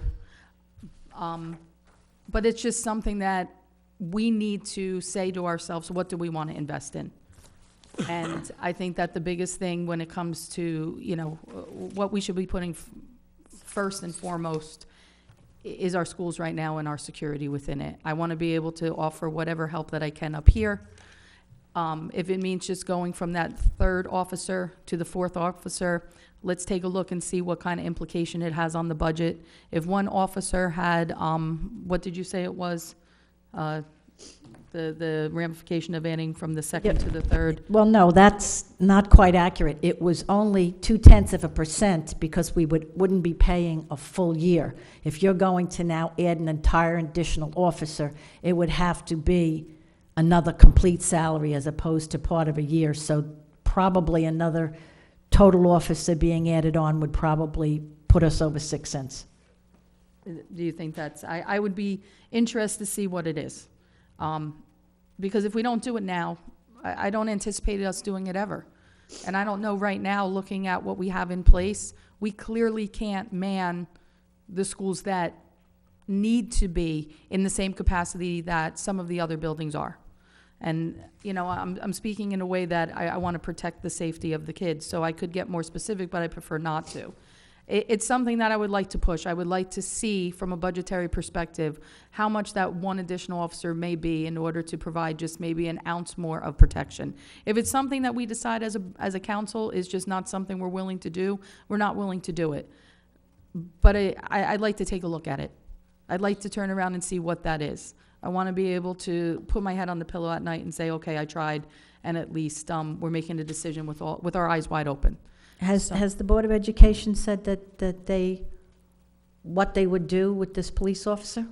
Well, first of all, does the... Why don't we have a meeting with them, because until we have a meeting with them, we don't know what their plan is. So let's first have this discussion with the Board of Ed, and then we can plan accordingly. Mr. Mayor, I actually did have a very brief meeting with Mr. Kevin Syak, Mr. John Walsh, and Mr. Tony Esposito.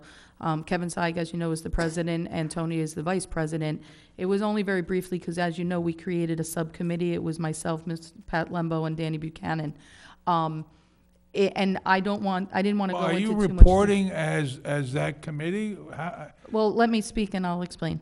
So I wasn't able to get a hold of Kevin Syak because he was away, both in Washington, D.C., and he was away in Tennessee. When I had the opportunity to catch up with him very briefly, I said my committee would like to sit down, and these are 4 agenda items that we would like to discuss, school security being one of them. At which time it was decided that we would try to make a meeting, hopefully for this week, but I haven't heard back yet from Mr. Syak. I know he was here, but he didn't stick around long enough. Let's have the meeting, and then we'll go from there. I spoke with the police the day after the shooting in Florida. They are on their way over to the schools. They have been extraordinarily proactive, both the Board of Education and the Sayreville Police Department. So the thing is, we're here to take the lead from them, not give the lead to them. This is their domain. This is what they do. It's a very important part of our town, and we need to work together. But they are the people in charge of what goes on in the schools. So let's first get direction and input from them before we go through what we're talking about tonight. I'm just a little confused, Mayor, just to clarify. My discussion and what was in Danny's notes is I'm looking to add a 4th officer to the 3rd, that we agreed to. I'm looking to add 1 additional officer. I stated before that I do not want to take away any of the governing decisions that the Board of Education has. Okay, well, let's have that meeting before we start hiring more people, because it was already a struggle to hire the extra officer. Let's see what the schools want. And then let's see what Dr. Lobby wants, what the board itself wants, what the police input is. Let them do their job. They're doing a heck of a job. We've never had an incident there. They are on top of it, and they are ahead of the curve, my humble opinion. They do an excellent job. I'm not arguing if, in your opinion. I'm just asking to see what the cost would be for an additional officer. What's the cost of an additional officer? For an additional officer put on in April of this year, one officer is $37,000 plus benefits. And next year, The salary is $37,000 for the rest what's of the the year. benefit cost? Benefit, depending on whether it's single or family, can be anywhere from $12,000 to $30,000. Okay, and what about next year, his full year, 2019? Well, His or her? next year you're crossing the 49,000 probably plus. Probably it's going to be more than 50,000 actually for salary. Yeah. Plus the benefits. Plus benefits, of course. So yeah. if the officer, regardless of their gender, is married, then put another 30,000 on for benefits, so we're at 80,000. So is it? Could be, yes. Okay. So let's again, before we start going down this path, let's find out what the police and the Board of Education want. I would just like to say that, compliment the chief, though. Immediately, he has day shift. Every single school the town is divided up into several sections, and whoever is the section man for that particular area of town must go to every school in his area, identify himself, walk through the entire school at least once a day. So there is somebody in there right now at no additional cost. He's using the current people on day shift. I agree with you. The day after the shooting in Florida, I was actually, the night of, I had called Mr. Frankel to find out what exactly the plan was going to be in order to secure the schools moving forward, both Thursday and Friday, definitely. And starting that morning at 6:30, I began conversations with Mr. Frankel again in order to find out what the chief was planning on doing. He did, in fact, tell me what the chief's ideas were. I thought that they obviously were great and they were good, and it put me a bit more at ease before I put my own children and put my own body inside of our schools. However, there's always room for improvement. I'm well aware of exactly what school security we have. I'm well aware of the number of officers that we have, in what schools we have them. I'm well aware of the security cameras that we have, their capabilities and their lack of capabilities, and I'm also well aware of the number of patrolmen that are coming into the buildings doing walkthroughs, as well as the number of black and white vehicles versus detective vehicles that are going and patrolling at what times. When it comes to the safety and security of our schools, I am beyond aware, but I'm also aware of any shortcomings. Again, I'm not taking any decisions out of the Board of Education's hand, but I have the power, and people up here have the power to make decisions as well. Where other school districts are choosing to put in large amounts of different securities and patrols and everything, we have that ability. You're quoting prices of approximately $50,000 or higher for a police officer covering a full year, covering partial years and partial times. I'm just asking, does our council wish to, and can we afford to turn around and add one additional human being, not just to cover our schools, but whatever other capacity that we would need? That's all I'm asking. Many other schools are putting this effort and this focus on their budgets. It's a tough decision. What is it that we are going to value most? That's what I'm asking. That's all I'm asking. We don't all have to, and listen, I could turn around and hear the numbers and see it and say, all right, I'm not going to do it. But right now, I don't know. $50,000 price tag, I'm curious. It's not enough for me to say we shouldn't get an additional officer. But that's my opinion. And I know that what will happen is we're in budget mode now. We can turn around and push this and kick this down the road, and then nothing will happen. I'm quite certain that the chief would like more officers. I think he's asked for more officers. I don't think he's going to necessarily deny putting an additional officer on to be used in whatever capacity, whether physically in the building or just as an additional patrol in any other way. Just my opinion. I read what Danny had written. If the rest of the council doesn't feel the same way, then by all means speak. But I don't want to turn around and make this into, well, we're taking a decision away from the Board of Education.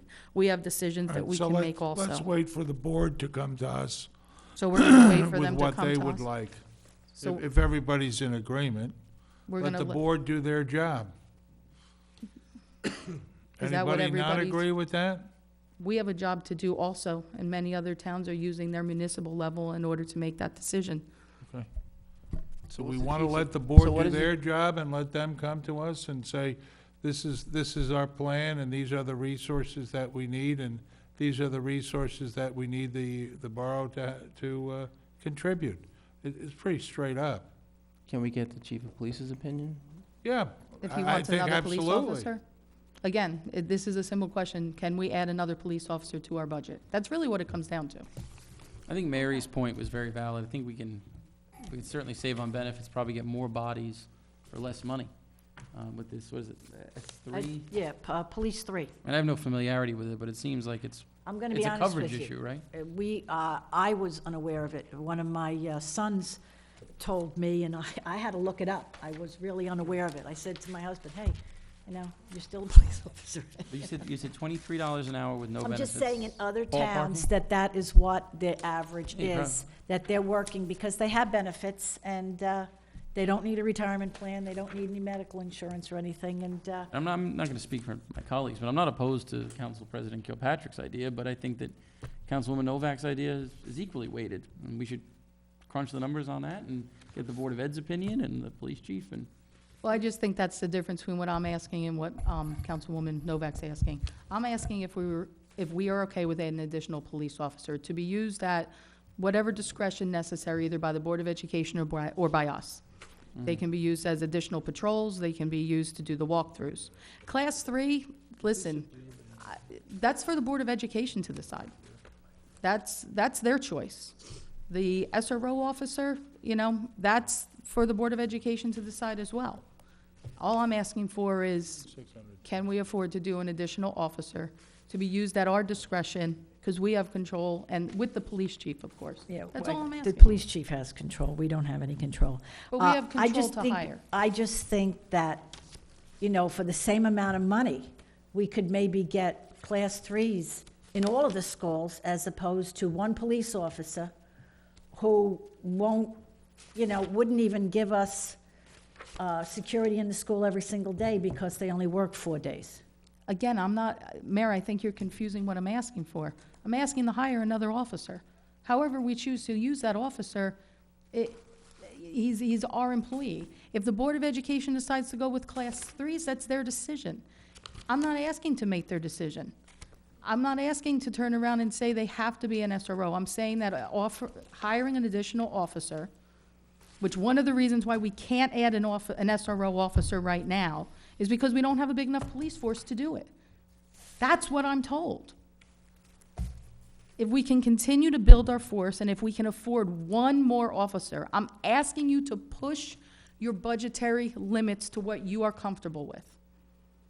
I'm not making decisions for the Board of Ed. I think there's a Board of Ed member still here. I would never take that right away from them. They're elected to that board. I'm not. You can. And I'm not.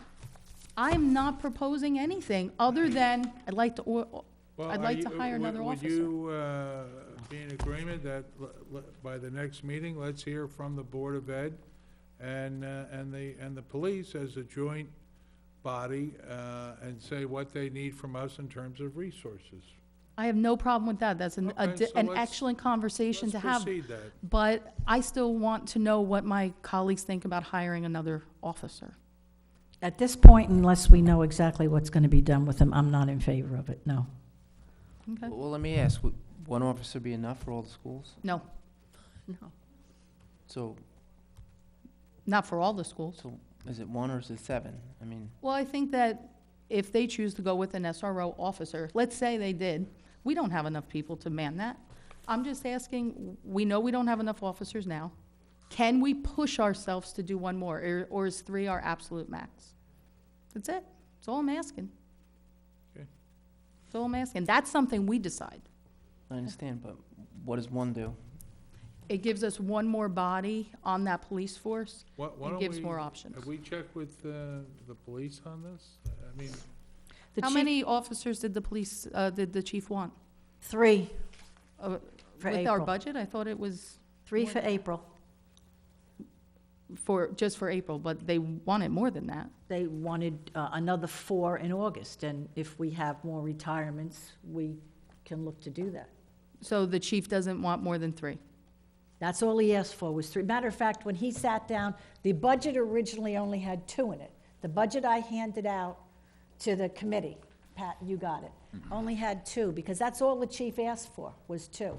He wanted to take the 2, you remember we hired 6. He asked us for 3. I'm telling, Vic. No, I'm just saying. When he met with Dan and Wayne, he asked for 2. What he asked for was, we hired 6 in January. 2 dropped out. Vinny got hurt, and the other guy just decided he didn't want it.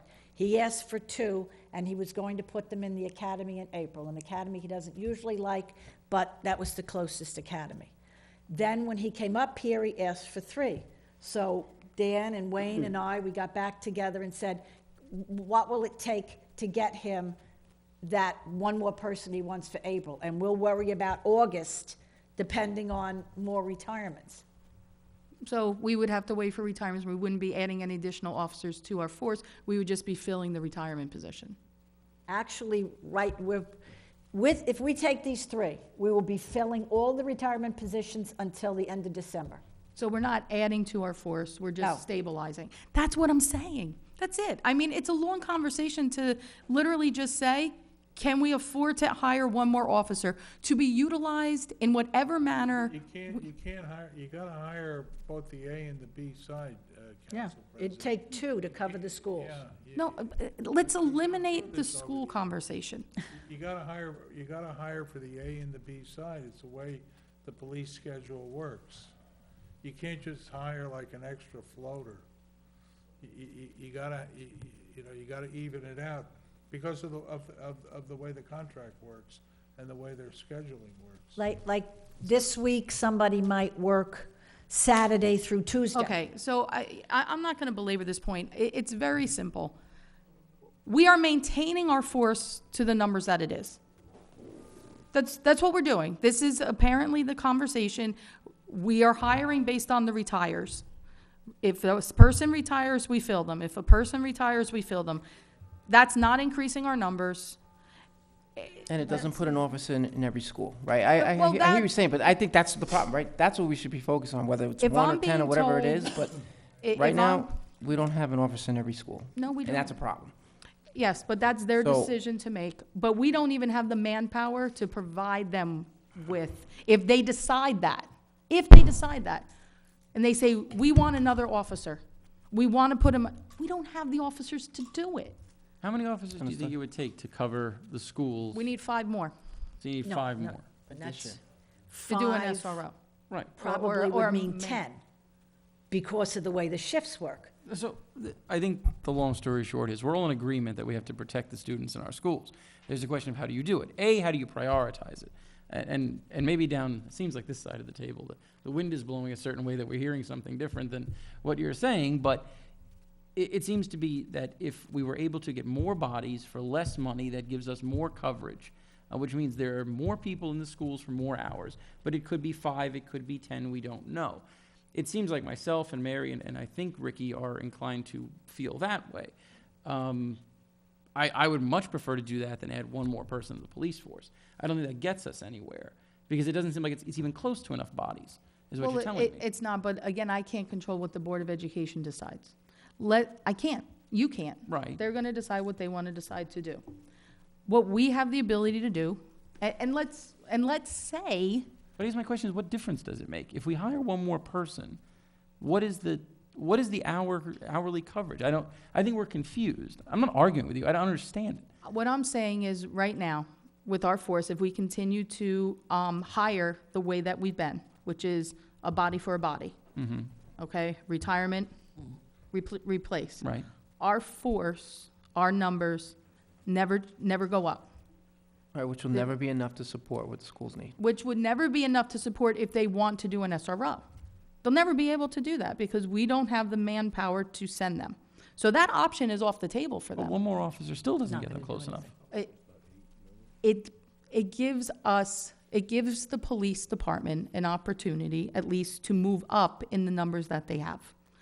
If we can't agree on hiring one additional officer today, why do we think we would be able to hire 10 tomorrow? Like, I'm trying to understand what you're saying. I don't want to talk about Class 3. That's their decision. Can we just agree that our police force needs additional people? And every time we hire somebody more than what we have, if we can fiscally and responsibly hire one, maybe we can hire another one the following year and another one the following year, and we can finally get coverage for what we need. Are you saying that you want to hire enough, whether it be Class 3s or whether it be SROs tomorrow? So let me make sure I understand what you're saying. You're saying that the Board of Ed has the ability to hire Class 3s out of their own budget. They can do independent whatever of- they decide. Okay. But we so let's can't, say, right? That's what so you're let's saying? say tomorrow they do.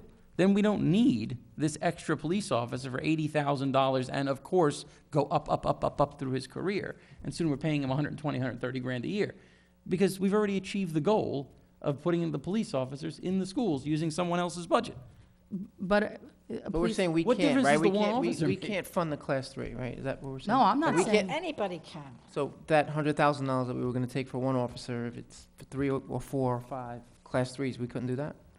Again, that's a decision that your Board of Education has to make. And right now, your No, Board but of... we're is that supplying what that, you're right? asking? What? I'm asking, We can we could do supply it. that, right? A Class 3 officer?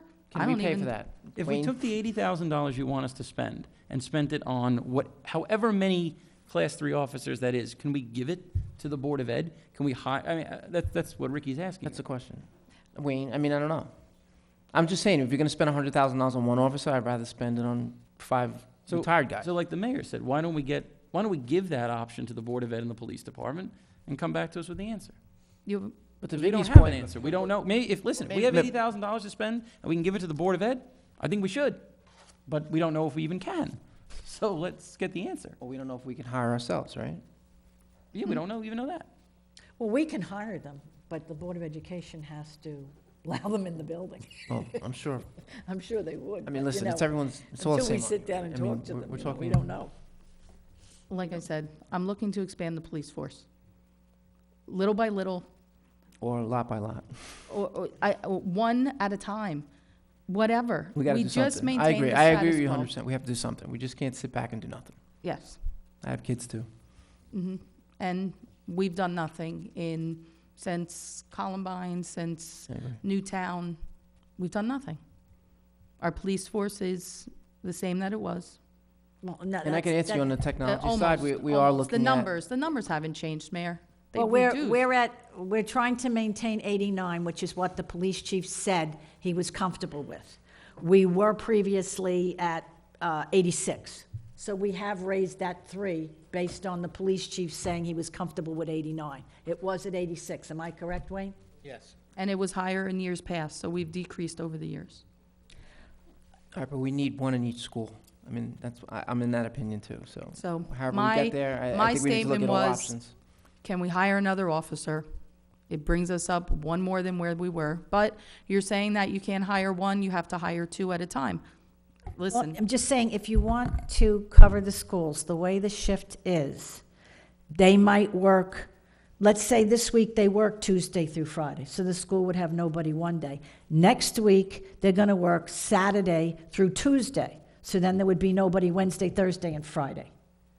That's the way it works. And then we'd have this extra person there in the summer when the schools are closed that would be continuing to pay. so Whereas if we hired Class 3s for the schools, we'd only be paying them for the days the schools are opened also. No benefits. No benefits, no pension. not arguing the legitimacy of a Class 3. Look, again, that's fine, nobody it was and I read off of what Danny wrote as well. I'm just saying, we hired 3, can we hire an extra? That's fine. If you don't want to, this was my opinion, this is what I wanted to bring forth. I've had this conversation since I was elected here. My first argument was over maintaining an SRO officer at the middle school that was going to be cut. I had a resident that got up there, was irate with me over even considering it, turned around and said, are you going to give up your raise for a $50,000 cost that the board picks up? I said, any day. And here we are. That was when I was first elected, 4 years later. Same number of officers are in the building. The same number of schools do not have. And the board did, and I don't want to attack the board, because the board did turn around and do some positive things. They did turn around and put, somebody at each door so the people can't walk in and out. I'm not poo-pooing what the board did. I'm saying that we haven't done anything in order to enable the police department to go to the Board of Ed and say, listen, we can do this. Listen, we now have the manpower to do this. We now have revolving, walkthroughs. That's great. How far can we go? How far are we willing to push it? All I asked for was one additional officer to be utilized, if necessary, at the Board of Education level. This is budget time. This is the time to bring it up. This is time to talk about it. I'm glad we talked about it. I think it was a healthy discussion. My comment state, we know that it'd be 80,000, 90,000, whatever. I get angry, I guess, when I read that other schools and other municipalities, within a matter of 24 hours, increased so that every single school had coverage, every single school had SRO officers, every single school moving forward now will be able to do this and this and this in certain municipalities. I was trying to move something forward so that one day we would be able to say that. And Because I think we all want to protect the schools, but the Class 3 is certainly an It's an interesting option. idea. So let's sit down with the board and the chief and get their input and go from there. Yeah, I mean, can we get whatever pricing gets and us see- the most Right. protection for our money. Whatever gets the kids the most protection for our money. I agree. I'd rather see, you know, Yes, every we have to school do have something. their own SRO We for have the, to do you know, something. I've been instead of one hoping for police that every officer that single doesn't year. do It just anything. hasn't gone anywhere. Okay, That's is there anything else, Council President? Nope, that's it for Mr. Buchanan's, oh, hold on, let me double check. Okay. Water and Sewer Environmental, Councilman Grillo? You skipped You Councilman Scott, Melendez. skip poor Ricky. Oh, I'm sorry. Mendez. Litigation, Councilman Melendez. Item A, I move the following minutes to be received and filed. The Recreation Advisory Board minutes of February 1st, 2018. And number 2, the Recreation Director's report for the month of January 2018. Second. Second. Next item. Item B, authorization establishing the following recreation programs and fees associated with said programs. The Junior Police Academy Youth Summer Program 5-day camp for $100 for residents. Any objection? Anything else, Councilman? Just Jerry's recreation report. Registration for Mommy and Me at the Rec Center and Little Kids Playtime at Kennedy Park is ongoing. Register at sabrerec.com. Bus trip to Broadway, pretty popular, it's sold out. Is it? He wrote sold out, it probably happened today. But we do have bus trips to Yankee Stadium. You could register on March 5th on the website. June 15th, Yankees versus Tampa Bay. July 27th, Yankees, Kansas City, and an August 17th game against Toronto. All trips are Friday night. Bus leaves the rec center at 4:15. $95 tickets are first come, first serve, and seats are located at section 129 lower level. Price includes ticket to game, bus, parking, and driver tip. Anything else, Council? Oh, progress. Thank you. Water and Sewer Environmental, Councilman Grillo. Thank you, Mayor. I move the following minutes and departmental reports be received and filed. Water and Sewer Director's 2017 Annual Report and a report for the month of January 2018. Second. Anything else, Councilman? Just an update, Ricky, Mary, and I will be meeting with Dan Frankel as well on March 26th at 6:15 for a Water and Sewer Committee meeting, and we'll send you an agenda. We will send an agenda prior. Thank you. Thank you. Public Works, Council President Kilpatrick. Thank you, Mayor. I move the following minutes and reports be received and filed. Rent leveling, board minutes, February 13th, 2018. Public Works Supervisors reports for buildings and grounds, parks, recycling, roads, and sanitation, as well as garage services, all for the month of January 2018. Is there a Received and second? filed. Second. Letter of resignation received from Anthony Ramajan from his position as labor in the DPW Parks Division effective March 2nd, 2018. Receive and file. And there is a couple of things I just need to go over with you. First of all, I received an email from Elise Barone, our recycling coordinator. For those of you that are always seeking information about sanitation pickups, recycling pickups, and other things relating to DPW, there is now something called the Recycling Coach, which is going to be a link found on our actual webpage, which would bring you over to this particular site, and it would enable you to access all things DPW related. This is a great way for residents to be informed and know what's happening in the land of recycling and sanitation and other efforts going on through the DPW. Next, let's see here. We have our seedling program. I received a letter from our Shade Tree Commission chairperson requesting that a letter of approval be granted to participate in our free seedling program, which is sponsored by the New Jersey Tree Recovery Campaign. You heard me mention it when I was reading the proclamation before. This would allow them to get, once again, 500 seedlings to be distributed to residents and planted during our Arbor Day celebration. That Arbor Day celebration will be on Saturday, October 22nd, from 9 a.m. to 12 noon in Kennedy Park. It's been there for the last countless number of years.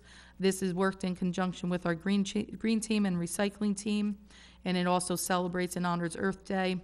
And at this time, we would also be doing our annual cleanup over at Kennedy Park, where the scouts, both the boys and the Girl Scouts, participate. So, Terry, I think last time you were the one that took care of that letter that she's requesting in order to, unless anybody. Sounds good. Next, let's see, ceiling program, subcommittee, I'll reach out to Mr. Syak again. I reached out to him once already, so that way our subcommittee can meet with the Board of Education. Hopefully, we'll be able to discuss something very soon. And last but not least, I just wanted an update if, Jay, you were able to meet with the people of Singer Court from our last meeting in reference to that turn signal or that turn sign. I have a report in my package, and I'll discuss it. Okay, I'm sorry, I don't know why I didn't see that. And I think that is it, other than Danny Buchanan had asked that Dan Frankel speak in regards to a public safety committee meeting requested by the chief for first aid and fire to be scheduled on a night that each group can come in for a period of time. If you would reach out to those entities.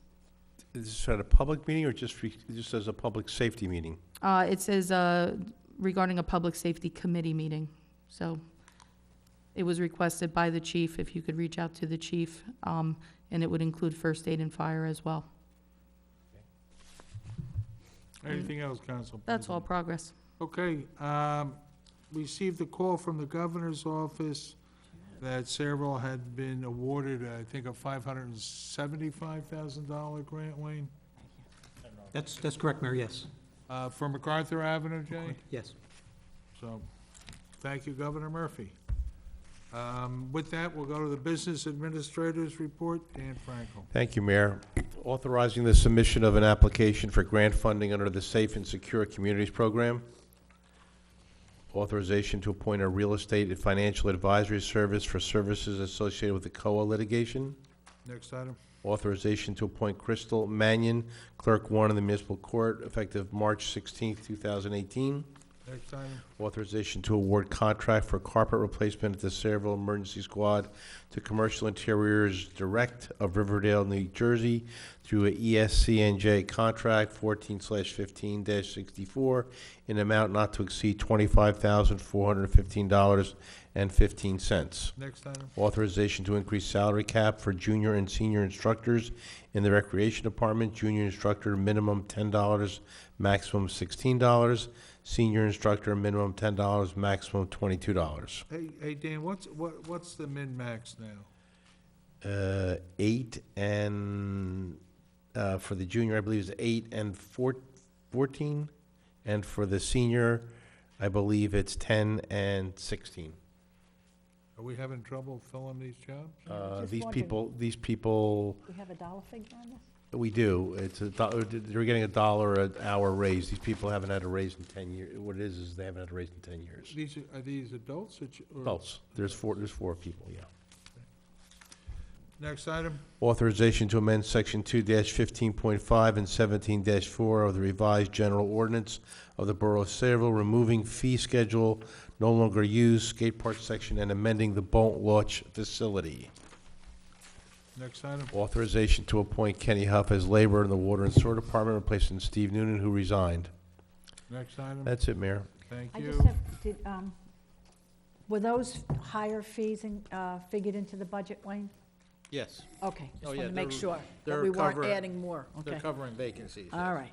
CFO's report, Wayne Kronowski. Okay, first item is a possible transfer resolution, and the second item was discussed tonight already, the introduction of the 2018 budget Anything at the else? next meeting. Nothing else. Thank you. Borough Engineer, Jay Cornell. Thank you, Mayor. First item is the Dewhernal Well Maintenance Redevelopment Contract. That's an ongoing contract. There's some modifications necessary to some of the items in the bid. We're recommending a change order. It's not going to impact your overall contract amount. Next item. The second item is the Ernst Road Singer Court traffic issues that were brought up at the last meeting. I had a number of discussions with Ms. Quinn, who made a presentation on behalf of the residents. The biggest problem is the restrictions that were placed on left turns into Johnson's Lane. What we're recommending, and this is based on discussions with the police as well as the county, the existing restrictions on Singer Court that prohibits left turns during certain hours, recommending that they be eliminated. So you'll be able to make left turns. Those restrictions were imposed back in the early 90s when the development was approved and you had the constant backups on Ernston Road. You don't have that situation any longer, so both the police and county were comfortable with that. Procedurally, they recommend a resolution be adopted by the mayor and council, sent to the county, and the county will concur with that. Second recommendation is the installation of do not block intersection striping and painting at the Singer Court intersection to keep people from blocking the intersection. That does not address our concerns about Ernston Road. What the police recommended on Ernston Road was that we implement these two, remove the restrictions, do the striping. They'll continue to monitor and enforce problems out there, and then maybe down the road. What about going into Johnson's Lane? That's going to remain the way it is. The county did not want to change that because we extended that left turn lane, making the left onto Okay. Bordentown Avenue, so they didn't want to eliminate that. Okay. But with this, you can make a left, you can make a right to get onto Johnson's Lane, and also you Right, can make a right, left. So right, this right. addresses Yeah. the concerns It's that just you no raised. left Said- out of right, Johnson's. right. Yes. Okay. Yeah. So at the Any next- objections to this? Okay, next item. Next Jay? item is the Main Street White Oaks intersection. The county is recommending that project be closed out. Before that can be done, they need an ordinance on behalf of the borough accepting the Okay. traffic signals. We recommend you have that at your next meeting. Everyone happy with that? Done a lot of good. Good. Last item, Mayor, is the improvements to Hague Street. We're getting bids tomorrow, so if everything's in order, we'd ask for a resolution awarding that contract at your next meeting. That's Okay. all I have. Thank you. Thank you. Borough Attorney's report, Michael Dupont. No report, Mayor. Okay, public portion, questions or comments? Yes.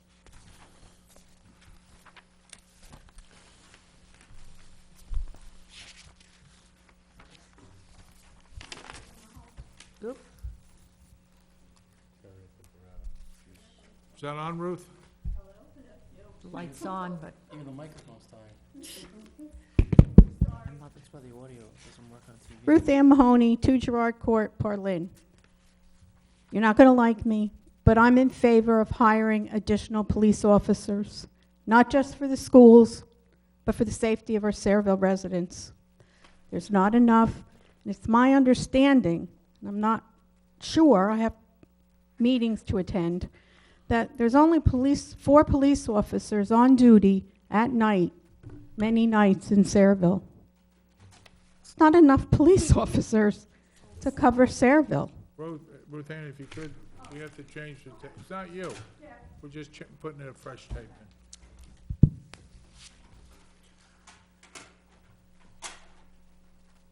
Digital still running. My back. We good? Go ahead, Ruth Ann. Okay, as I said, for the safety of the residents. I know it increases taxes.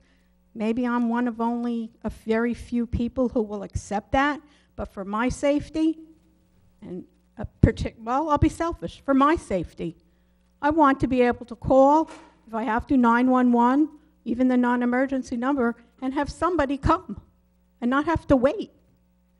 And as for the children, they're very, very important.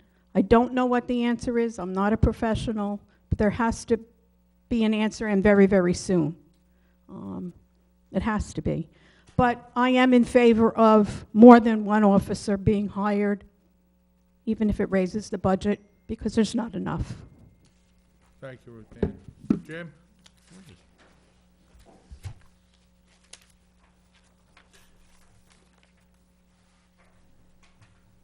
Thank you, Mayor. Before I ask my question of Mr. Frankel, I just want to say, I don't know how much time you took discussing the police in schools, but I'll tell you, I enjoyed every second of it.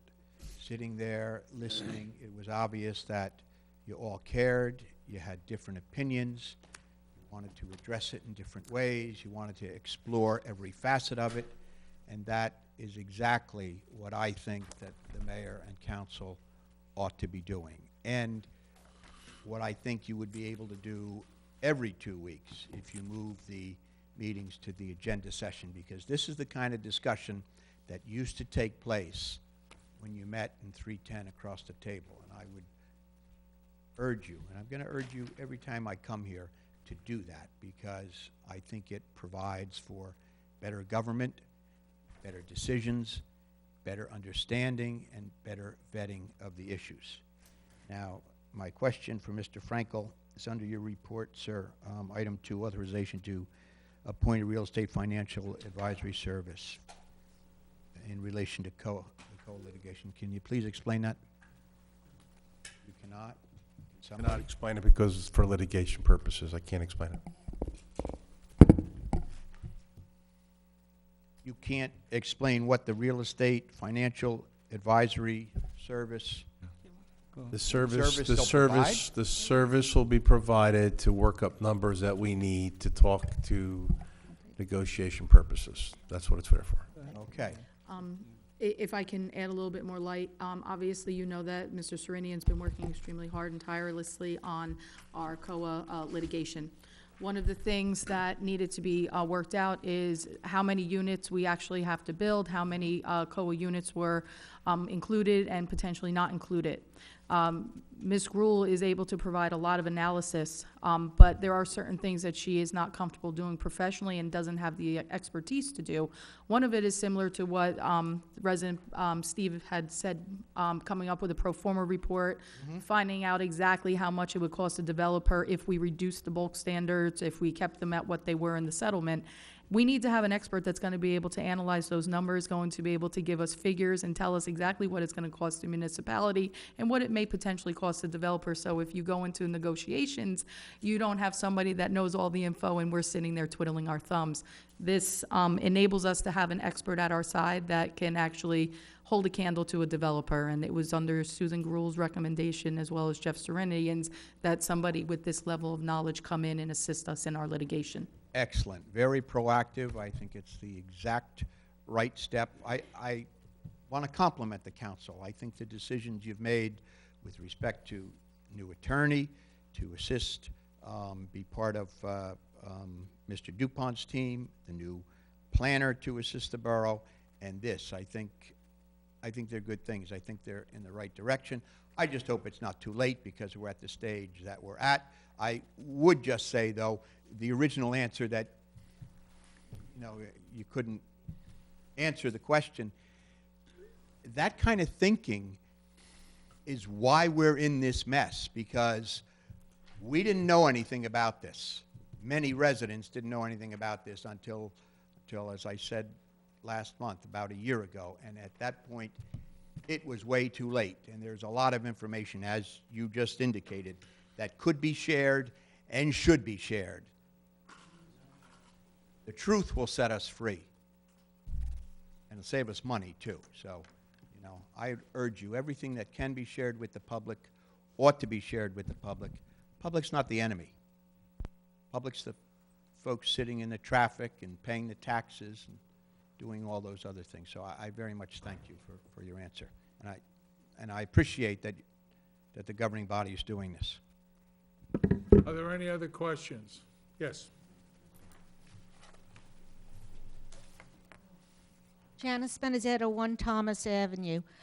The Real Estate Financial Advisory Service sounds like an excellent idea to me, and also it should be looking at things like you were just debating, the hiring of police officers.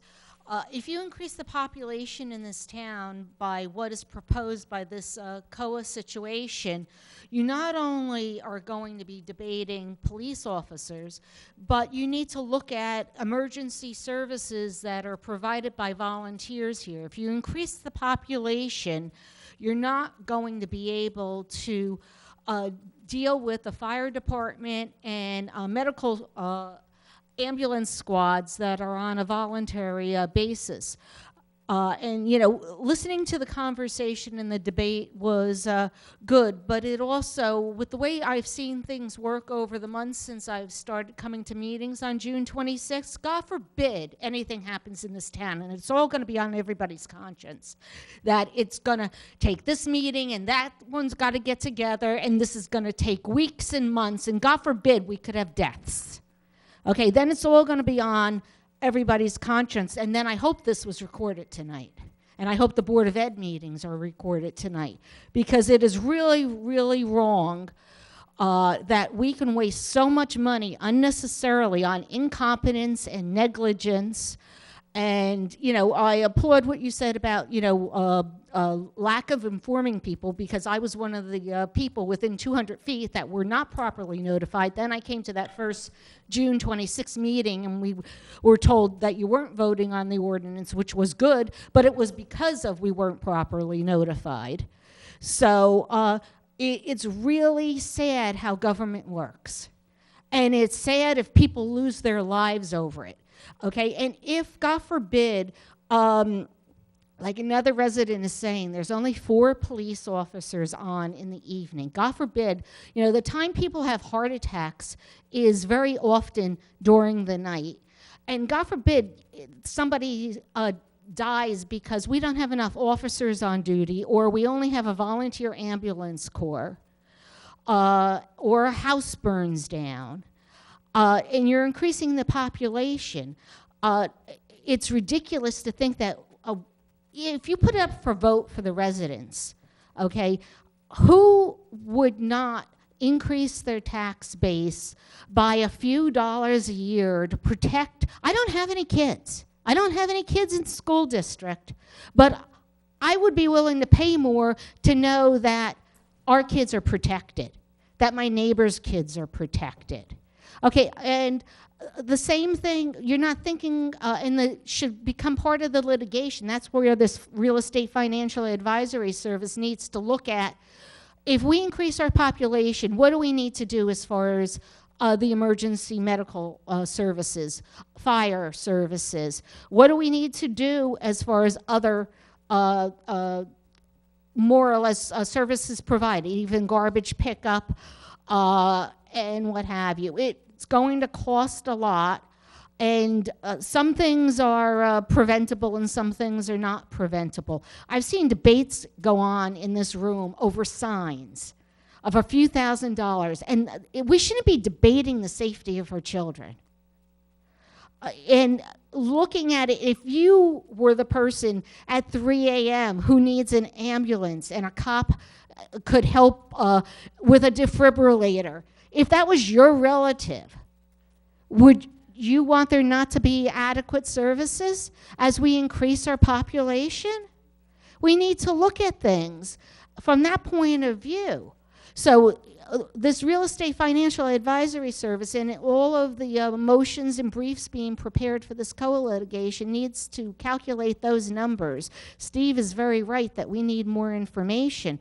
But I hope that this issue of police officers and whether it's security guards or whatever you do to protect the students in the schools doesn't get bogged down like I've seen everything else get bogged down. The other thing is dealing from a financial perspective.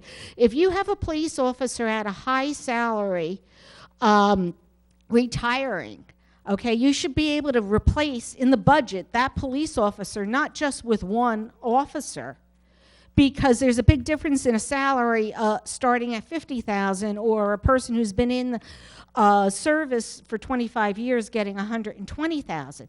That could be 2 police officers or 2.5 police officers or God knows how many Class 3 officers for that same money and what have you. This is just mathematics. It's accounting and what have you. You know, if you're saying a police officer is going to cost $50,000 a year, how much per resident is that going to cost us? Excuse me, I think the salary is $50,000, probably going to be a little bit more as All right, next year with the contract. pension and benefits and pay increases. Wayne had said totally it'll be about 80,000. All right, so it's 80,000, even if it's 85. Okay, we're a town of how many residents? Really, how much could you be talking an increase in somebody's tax bill? Well, what we're looking at is probably the tax bill would be 6 cents as opposed to 5, 6 the way it is now.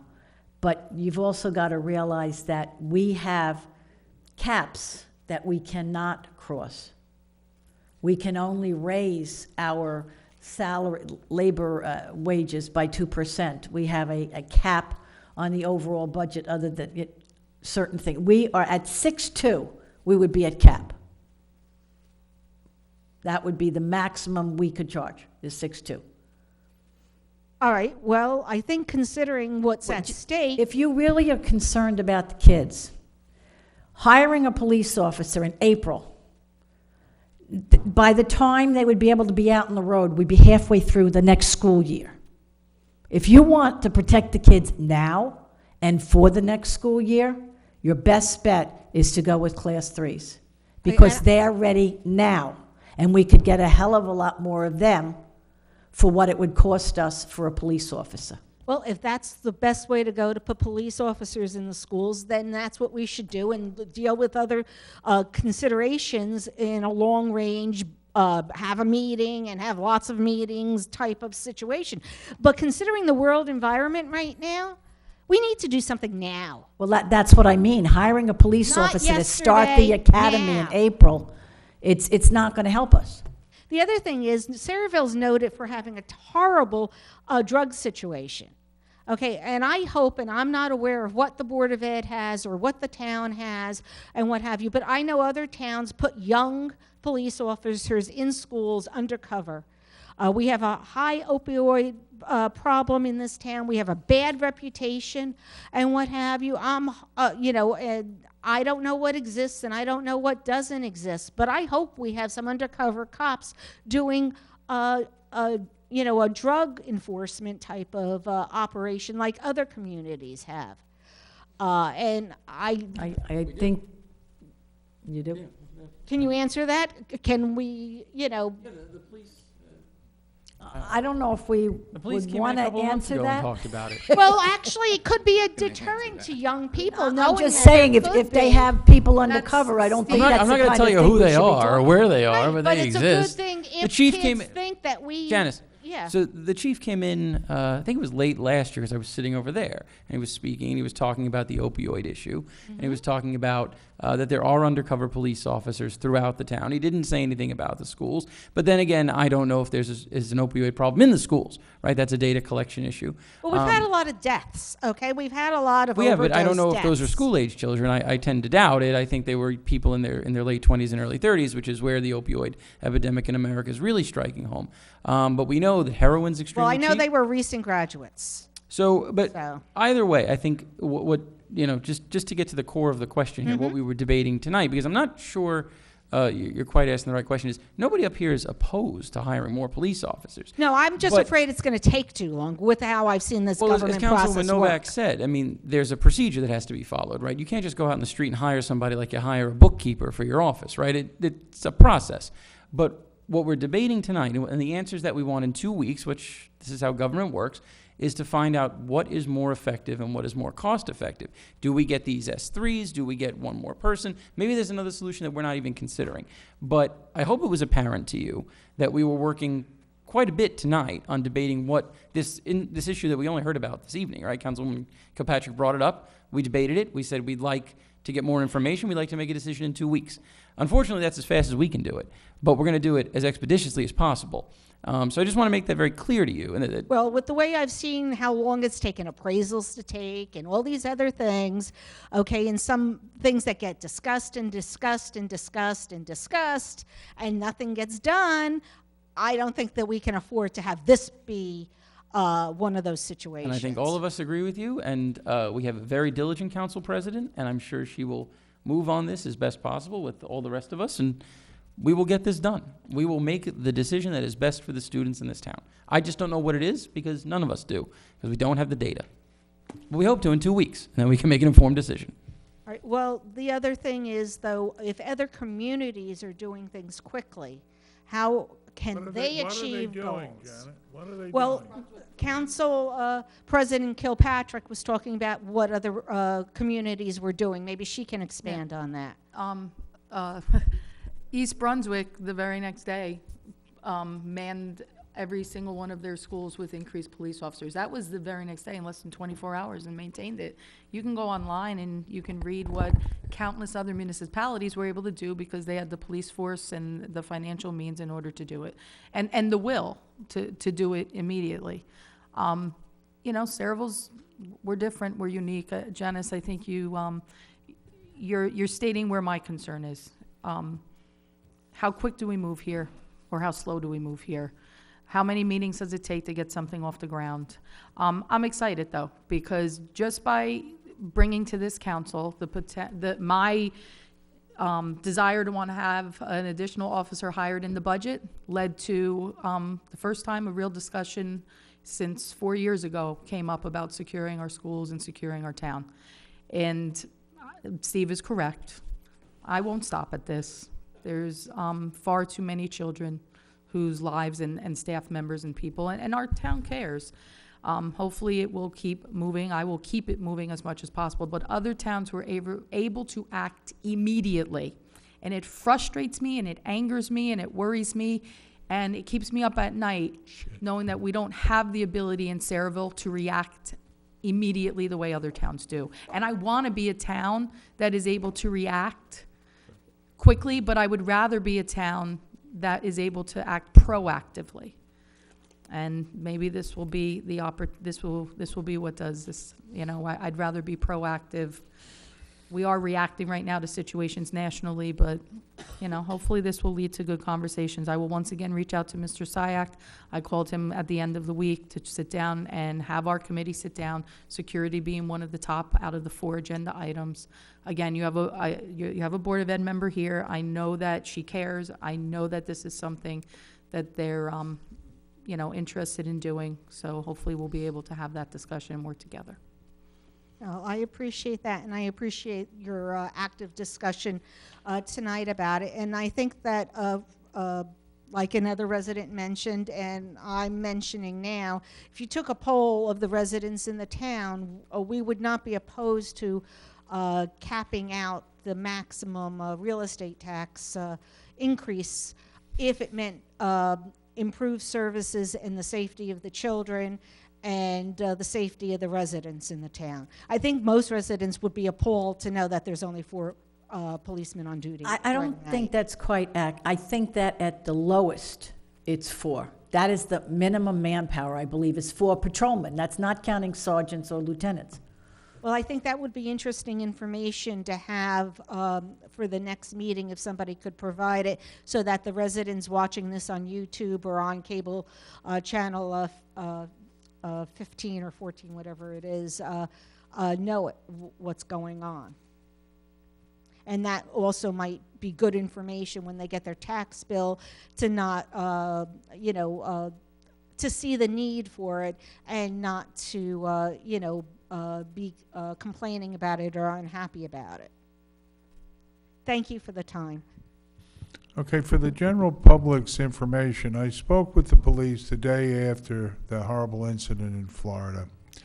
And what they told me was they had been planning and practicing for quite a long time plans for this type of horrible scenario.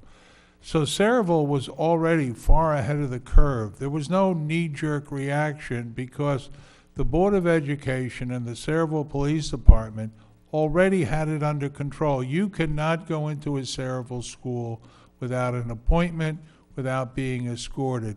They had planned that, they had researched that, they had enacted that practice some time ago. So it's not that Saraville waits for something to happen. And I don't want anybody to be misled. The Board of Education is extraordinarily proactive on protecting our most valuable assets, and the Saraville Police Department are walking side by side with them and collaborating so that our most valuable assets are protected. It's not done, it's a work in progress, but the day after the shooting, our schools were extraordinarily secure as they were the day before the shooting. So I don't want anyone to think that all of a sudden we woke up from a long nap and said, you know, we should do something. The Board of Education had done something and continues to do something, and they are to be commended. The Board of Education, was my understanding, the Board of Education meeting right after the shooting, there were a handful of parents that came. They had grave concerns, as a parent should have. The board talked to them, and they were well satisfied with the answers they received. So I don't want anybody listening to this to think that nothing had happened and that we're just getting a plan together. The plan was together, the plan was enacted, the plan had been followed for quite some time. So a credit and applause to our Board of Education and to the Saraville Police Department. With that, are there any more questions? Yes, Ruth Ann.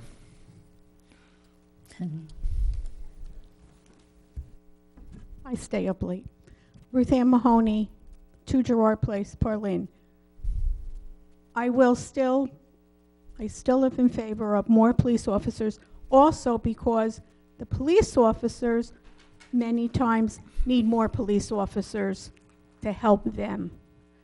If Well, there's- next if- time the chief is here, I'll have him, I'll ask him to get a report, or actually, I'll ask the business administrator to get a midnight to 8 a.m. report Yes. on how many calls they have. As far as I know, and Mary, you would know much better than I, because you served on the first aid for decades. Was there a midnight to 6 a.m. manpower shortage amongst the police or first aid?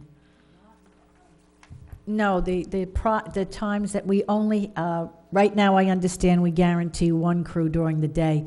At night, we have a duty crew, and then we do have a secondary crew. But there's only one crew on call. But that's one crew for us and one crew for Morgan. In the evenings, we have a lot. And don't forget, we started an arrangement, Kennedy, I think you were mayor at the time, your first year, with Raritan Bay. We have a Raritan Bay paramedic unit in the Sayreville First Aid Squad, and every chest pain, difficulty breathing, diabetic, or seizure rolls a paramedic as well as an ambulance. I've experienced that in my own house, so I understand that. Yeah. No, I'm not talking about with our population, and it's growing, I really seriously think Sayreville needs a larger police force. Well, Dan, one of the ways... I'm sorry, No, I did... I'm not going to disagree with you. No, I called the chief to make an appointment, because I'd like to talk to him Okay. face to face. But one of the things I think you need to ask yourself is not what additional services you have. What is the maximum amount you will pay in property tax to live in Sayreville? I just bought a house in Sayreville. You don't have to answer the question, but that's really the question. What is the maximum amount I will pay to live in Sayreville? I lived in East Brunswick. Yeah, but there's no officers, there's not as much overtime. So I've paid, and That's the way it should be. and paid because We need to monitor that. that's the services that were there. Why aren't you in East Brunswick? I have no more children. Okay. We left because the children Okay. finished school. Listen, I have friends in various towns in New Jersey. They pay $20,000, $22,000, $25,000 a year in taxes. I couldn't afford to pay that, and quite frankly, I don't need that level of service. You might not, but somebody else may. So the question is not how many services do you want. The first question may be how much are you willing to pay in property taxes? Then we can reset the budget and then put in more services. Well, that would be, then I need to speak or get a hold of the budget and see. I would just like you to consider the I concept, understand. Ruth Ann. I know. I understand the taxes would go up, but so would our safety. Okay. Thank you. Any other questions? Mayor, Being no other questions, I'll entertain a motion. Mayor, I have one more comment, just one. Before your comment, I'll entertain a motion to close the public portion. So moved. All in favor? Aye. Opposed? And your question and comment, Council President. Just one question. Ms. Mahoney, I think this might go to a little bit of what you were saying. Just for the record, how much do we pay a year in overtime for police? What was it on the budget? Over $1.4 million a year in overtime for police alone? I don't know, overtime usually comes as a result of, not having enough manpower in order to accommodate the shifts needed. $1.4 million. No, I would, that's not how overtime comes about, No, Vicki. not in the police We can have department. 200 officers and we still have Right, $1 million the more officers, the overtime. higher the overtime will be. Yeah. Guarantee you, yes. It's the way been the working. 4-on-4 if we works. hire more officers, it doesn't reduce the amount of overtime? No, No. no. Never has. Wait, Trust me, wait, does that 37 make- years here. Does that make sense? Is that how it works? You have to look at the contract, the coverage contract. So more officers mean more overtime? Yep. That's been our experience. Yeah, I can tell you that for 37 years, doing budgets for the police department. More officers mean more overtime. I don't, Because they have to at least make the overtime that they made the previous year, dollar-wise. You kind of, they want to make so much, keep their level of compensation the same as the previous year, because that becomes their standard of living. So, keeps going up. So no matter how many officers we hire, our overtime continues to go up on top of that? Mm-hmm. Again, it was a very heated and, well, I shouldn't say that. It was a very good discussion. That's interesting. I never, I don't know, I guess I was disillusioned into what overtime meant. But it's interesting. Thank you, council cohorts, mayor, for entertaining this conversation. Hopefully it doesn't end tonight, and hopefully we can look back in a couple of weeks and say, wow, Saraville moved forward and we secured our schools in the best way we could. Our schools are secure. We'll secure them even more. That's possible. Even more. It's definitely possible, I know. It's my career for 17 years. I know Okay. there's always room for improvement, and there's definitely a lot of room for improvement in some capacities, but they've done a good job. Hopefully, we'll have, more to report in a couple of weeks. Thanks. Okay, take a motion for adjournment. All in favor? Opposed? Thank you, everyone.